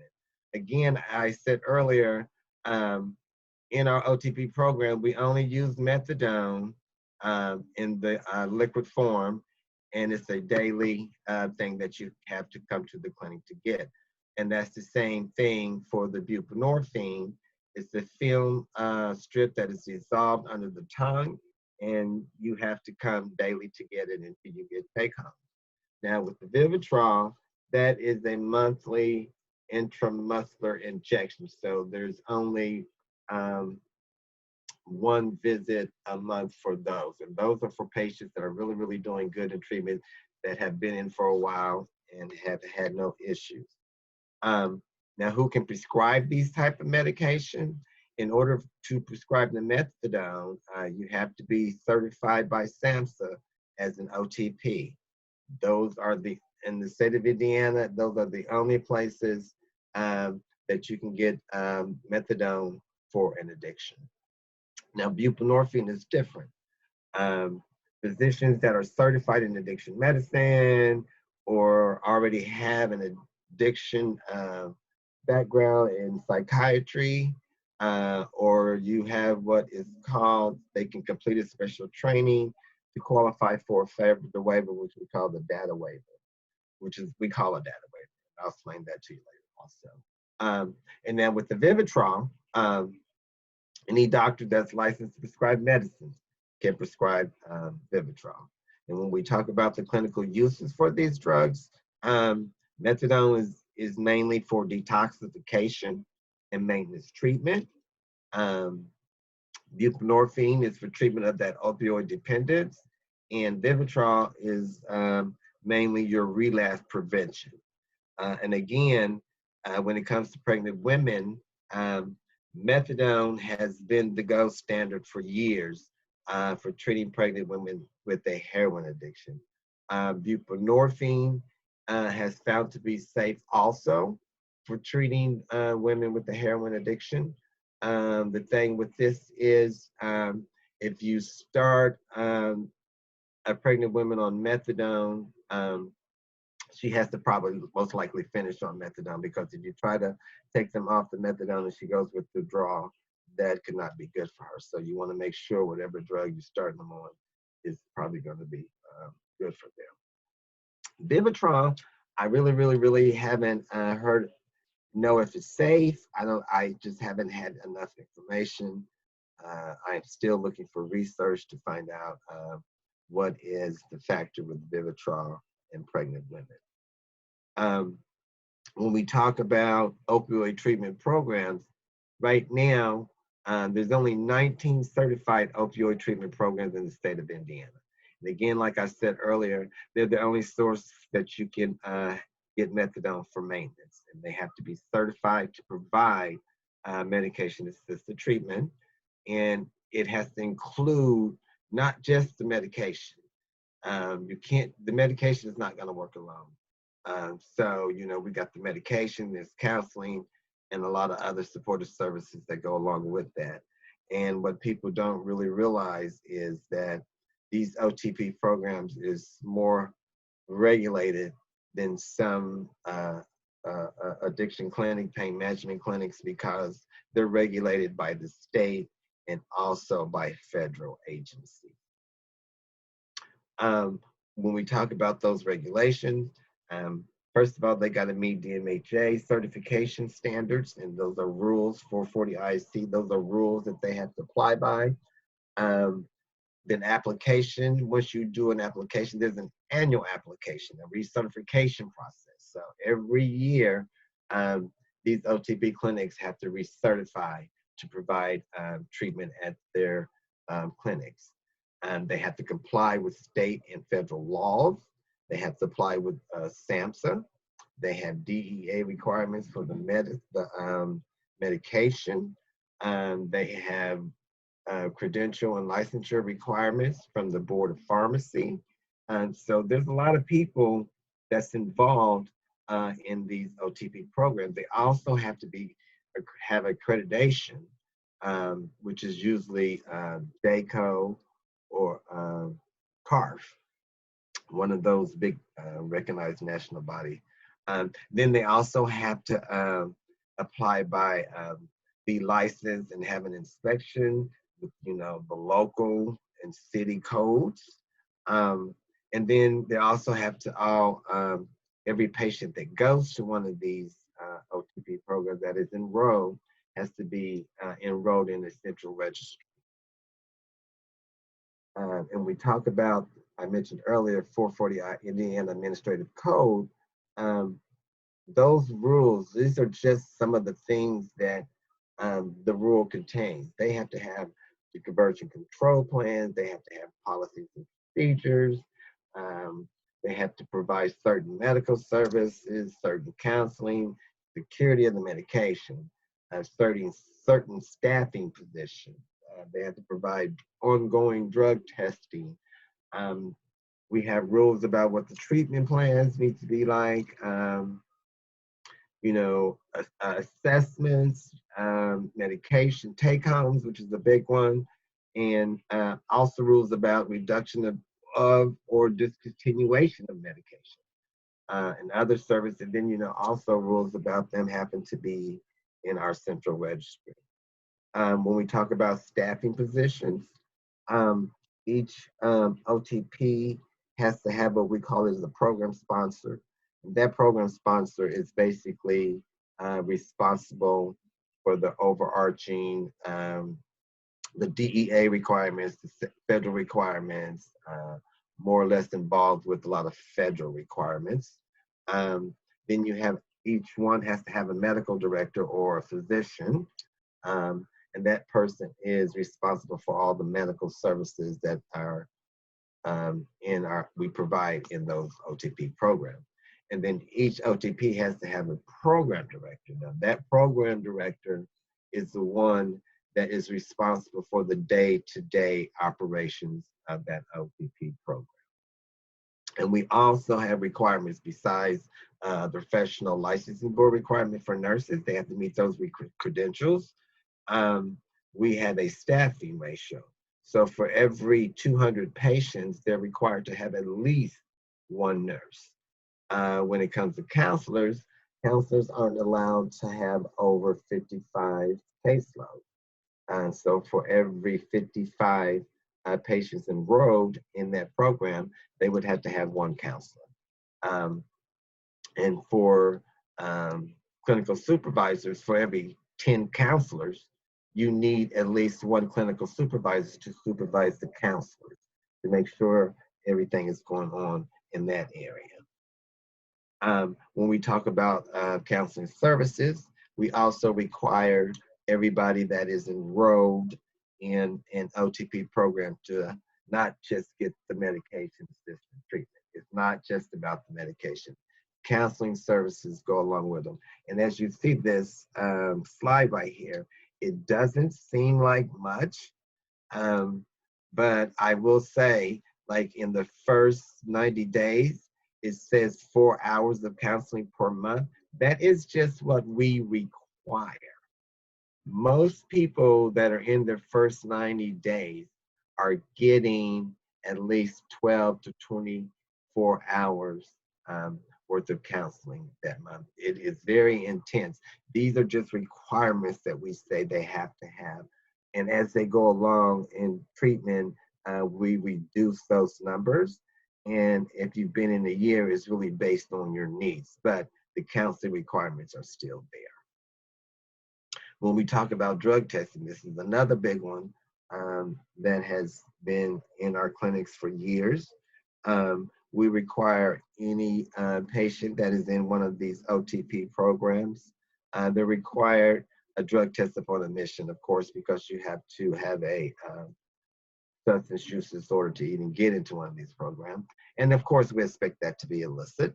But after that, the patient is required to have 8 random, not scheduled, but random drug screens per year. So that means one day that patient might walk into the OTP program, and before they even get to the window, they will be notified that they need to provide a sample. And if they should fail a test, our rules will require medical and treatment team review, which consists maybe restricting the take-home medications, or but the person has to meet with the medical director, doctor, program physician within 10 days to talk about the drug screen. And then that drug screen, the results of that conversation has to be shown into the treatment plan. And when we do an annual review, we will look into the chart to see if those policies and procedures have been addressed. This is a big one. Take-home medications. I've been with the division for some time, and I remember the time when the state of Indiana did allow 30 days worth of take-home. I believe this is when I first started. And I don't really remember all the details, but I do remember that legislation was not happy that we were giving 30 days worth of take-homes to people with a substance use disorder. So the law went into effect where our take-homes went down to 2 weeks. So what we had to do, everybody that was already getting 30 days worth of take-homes, we couldn't just take that away from them. So we grandfathered them into the 30 days worth of take-home. And everybody after that only got 2 weeks worth of take-home. That lasted for maybe 2 years, and I guess they were still unhappy. And they came back and said that 2 weeks was too much, and you had to take it down to 6 days. So again, we had to grandfather everybody that was getting the 2 weeks into the 2 weeks supply, and we went down to 6 days to where we're at right now.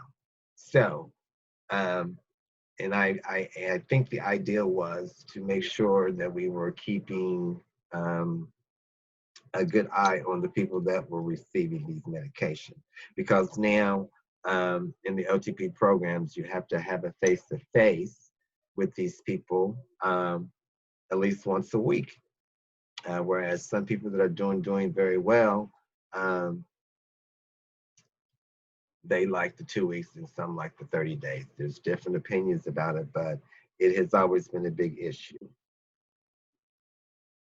And now we talk about things that are outside of the OTP programs. When the opioid epidemic hit, we were allowed to open up more OTPs. So we went from 13 to the 19, and we are steady trying to open up a few more. But what the federal government did was they created a waiver to where qualified physicians could apply for this waiver, and they would be permitted to dispense or prescribe narcotic medications in settings other than an OTP. So this was to help get to the people that wasn't going into the OTP programs. This was to help with the opioid crisis by offering medical physicians the ability to prescribe this medication to fight addiction. And what it is the physicians are able to prescribe the buprenorphine in that film strip that we saw earlier, and Their first year, they can have up to 30 patients. The second year, they can have up to 100, and then they can go up to 275 after that second year. But during this crisis, they can actually get a waiver to go from that 30 to that 100 within that year if they can show that there's really a need in their community. So, and this reduced regulatory burden on physicians by granting this waiver. Again, the physicians must attend a training, and they also have to get the DEA registration number in order to provide these services. And they're regulated by DEA and SAMHSA right now. They have no oversight from the state. So that means, though, as we are speaking now, they have released some guidelines. The state has, since we have no regulation, we just released some best practice guidelines on the use of buprenorphine. But the state has been tasked with coming up with guidelines, and at the moment, the Division of Mental Health and Addiction, the Indiana State Department of Health, the Indiana Professional Licensing Agency are working together to try and come up with some type of regulations around these OBOTs. So, because at the moment, there is none, like I said, and providers that do addiction treatment in Indiana must be certified by DMHA. However, addiction treatment is defined as intensive outpatient, partial hospitalization, individual, family, and group counseling. Not prescribing, therefore, OBOTs are not required to be registered with or certified by the state. So we're looking into how we can change some of those things. Some of our initiatives that the state is doing to fight the opioid crisis, if you go to the website knowthefactsindiana.org, you will come into our website to where we are trying to help people understand that addiction is a disease, there's treatment, and recovery is possible. This website will give you information on Know the Facts. It will give you information on stigma surrounding opioid use disorder, substance use disorder. There's some training that is available to anybody out there that wants to use it. There's tools and resources, flyers that you can put into your organization to help people understand the facts about opioid use. And then there's also a button that says take the pledge that we ask for people to sign up to say, help us get this message out. If you go to the bottom of that page, same page, but just if you go to the bottom, you will see a buttons where for prevention, treatment. There's even a space for law enforcement, and there's a spot for healthcare professional and first responders.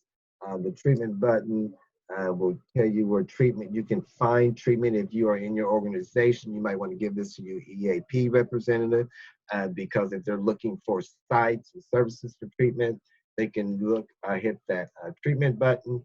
There's information for law enforcement, and then there's also prevention information.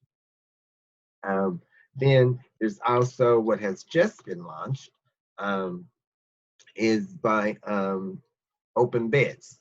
And they just launched this website, Treatment Connections. If you go to this website, it will help you find substance use or mental health treatment in your area, wherever you need be. So this again might be something that might be good for your EAP representative.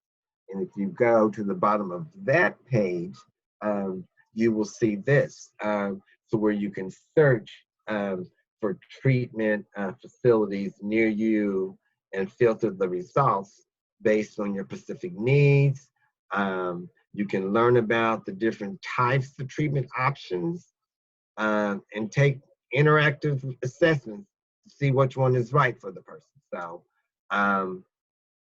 you can even talk, express your interest in getting help through anonymous online portal.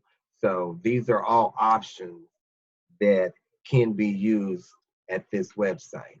And when we have to believe, you know, that as part of a comprehensive treatment program, MAT has been shown to improve survival, increase retention in treatment, decrease illicit opioid use, decrease hepatitis and HIV.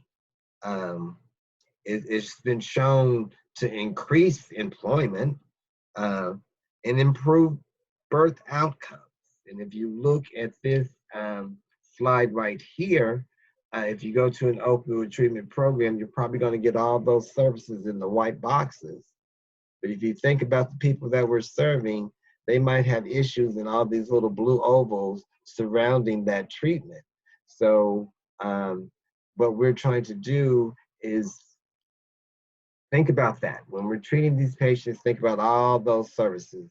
And of course, you see in education, vocational, housing, financial, legal, all those things become detrimental to pay people in these OTP programs. Thank you. Any questions?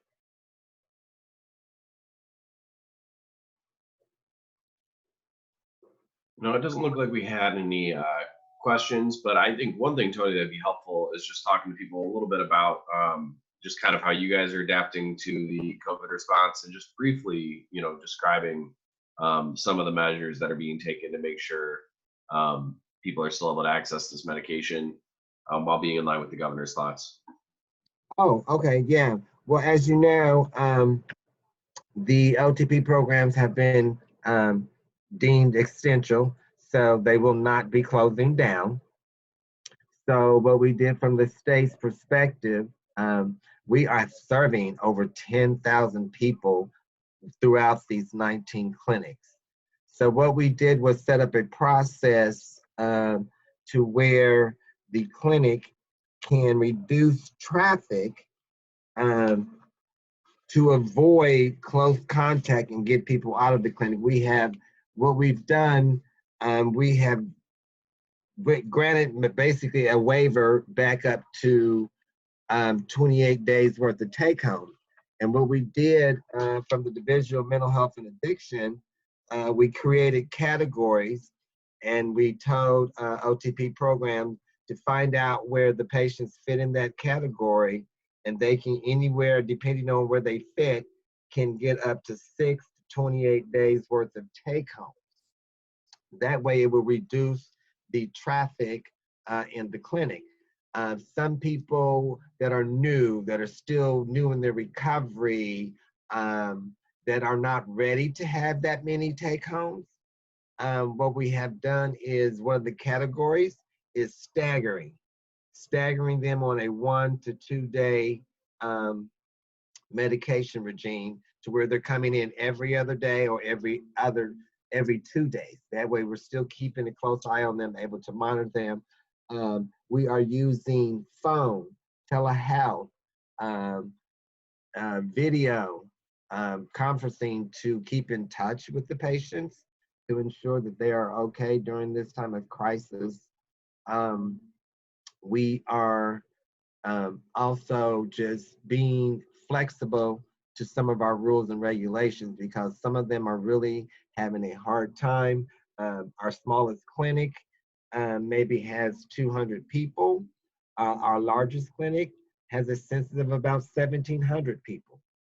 So depending on that size of the clinic, you know, we've really been ramping up. And I can say that as of today, we have granted over 5,000 exception requests for people to get take-home medication. Well, awesome. Thank you so much for just sharing that, and for all the great work that you're doing throughout the state. You know, as employers, you know, when you think about how to engage with people who are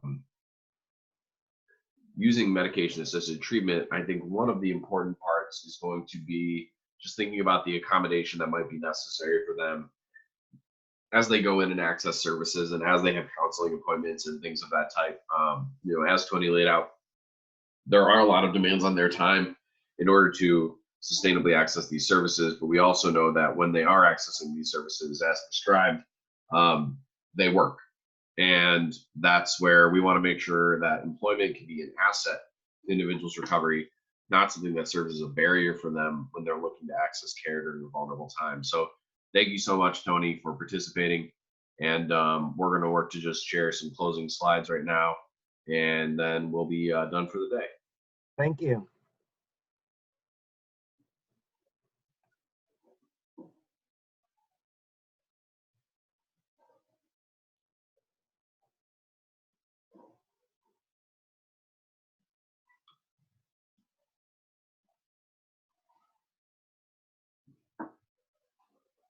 All right, so thank you all for participating in today's program. And I just want to say we at the Wellness Council of Indiana are working really hard to make sure that we can help you with all of your workplace health and well-being goals.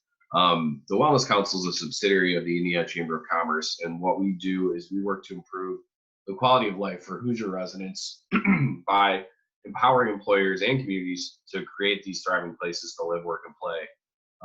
We're working really hard to make sure that all the resources are available for you to collectively think about your holistic well-being. We do have a membership. We are a membership-based organization, and it's a very affordable and dynamic solution. We have recognition available through our Achieve Well, which is a great way to showcase the well-being of your workforce and your employment. And that's a great complimentary process included with membership in order to help people realize what their well-being goals are and showcase to their employees and to any potential employees that well-being is a central focus of your workplace. We also have a community designation process where we work with communities free of charge to help facilitate conversations and help them realize some workplace and well-being goals, keeping all of that centered on the role of the employers. Along with our monthly webinars and these convenings, we also offer free consultations on issues like diabetes and tobacco for your workplace. If you are interested in those, please reach out to Erin, and she'll be happy to connect with those resources in the follow-up email communications. We have an annual wellness summit as well as our Opioid summit, which attract hundreds of professionals to help them realize different solutions within Indiana's employer environment. This program, Indiana Workforce Recovery, is a joint partnership between the Wellness Council, the Chamber, and Governor Holcomb's administration. We're really excited that we're able to bring you some great free programming here today. Yet again, please take advantage of our 600 complimentary prescription disposal kits. We will ship these directly to your business. Each of these can help dispose of up to 45 pills. We've distributed almost 45,000 of these to Indiana businesses throughout the last year and a half, which is more than 1.5 million unused prescriptions off the shelves of employed Hoosiers. In their follow-up email, we'll be sending you all of our contact information, all of today's slides, an order form for the kits, as well as links to resources and information that we at the Wellness Council can provide for you. If you are ever in need of anything, please do not hesitate to reach out. We are here for you during these unprecedented times. Everybody at the Indiana Chamber and the Wellness Council is working tirelessly to help connect employers to the resources they need to survive these tumultuous times. And if you are ever in need of anything, just please feel free to reach out.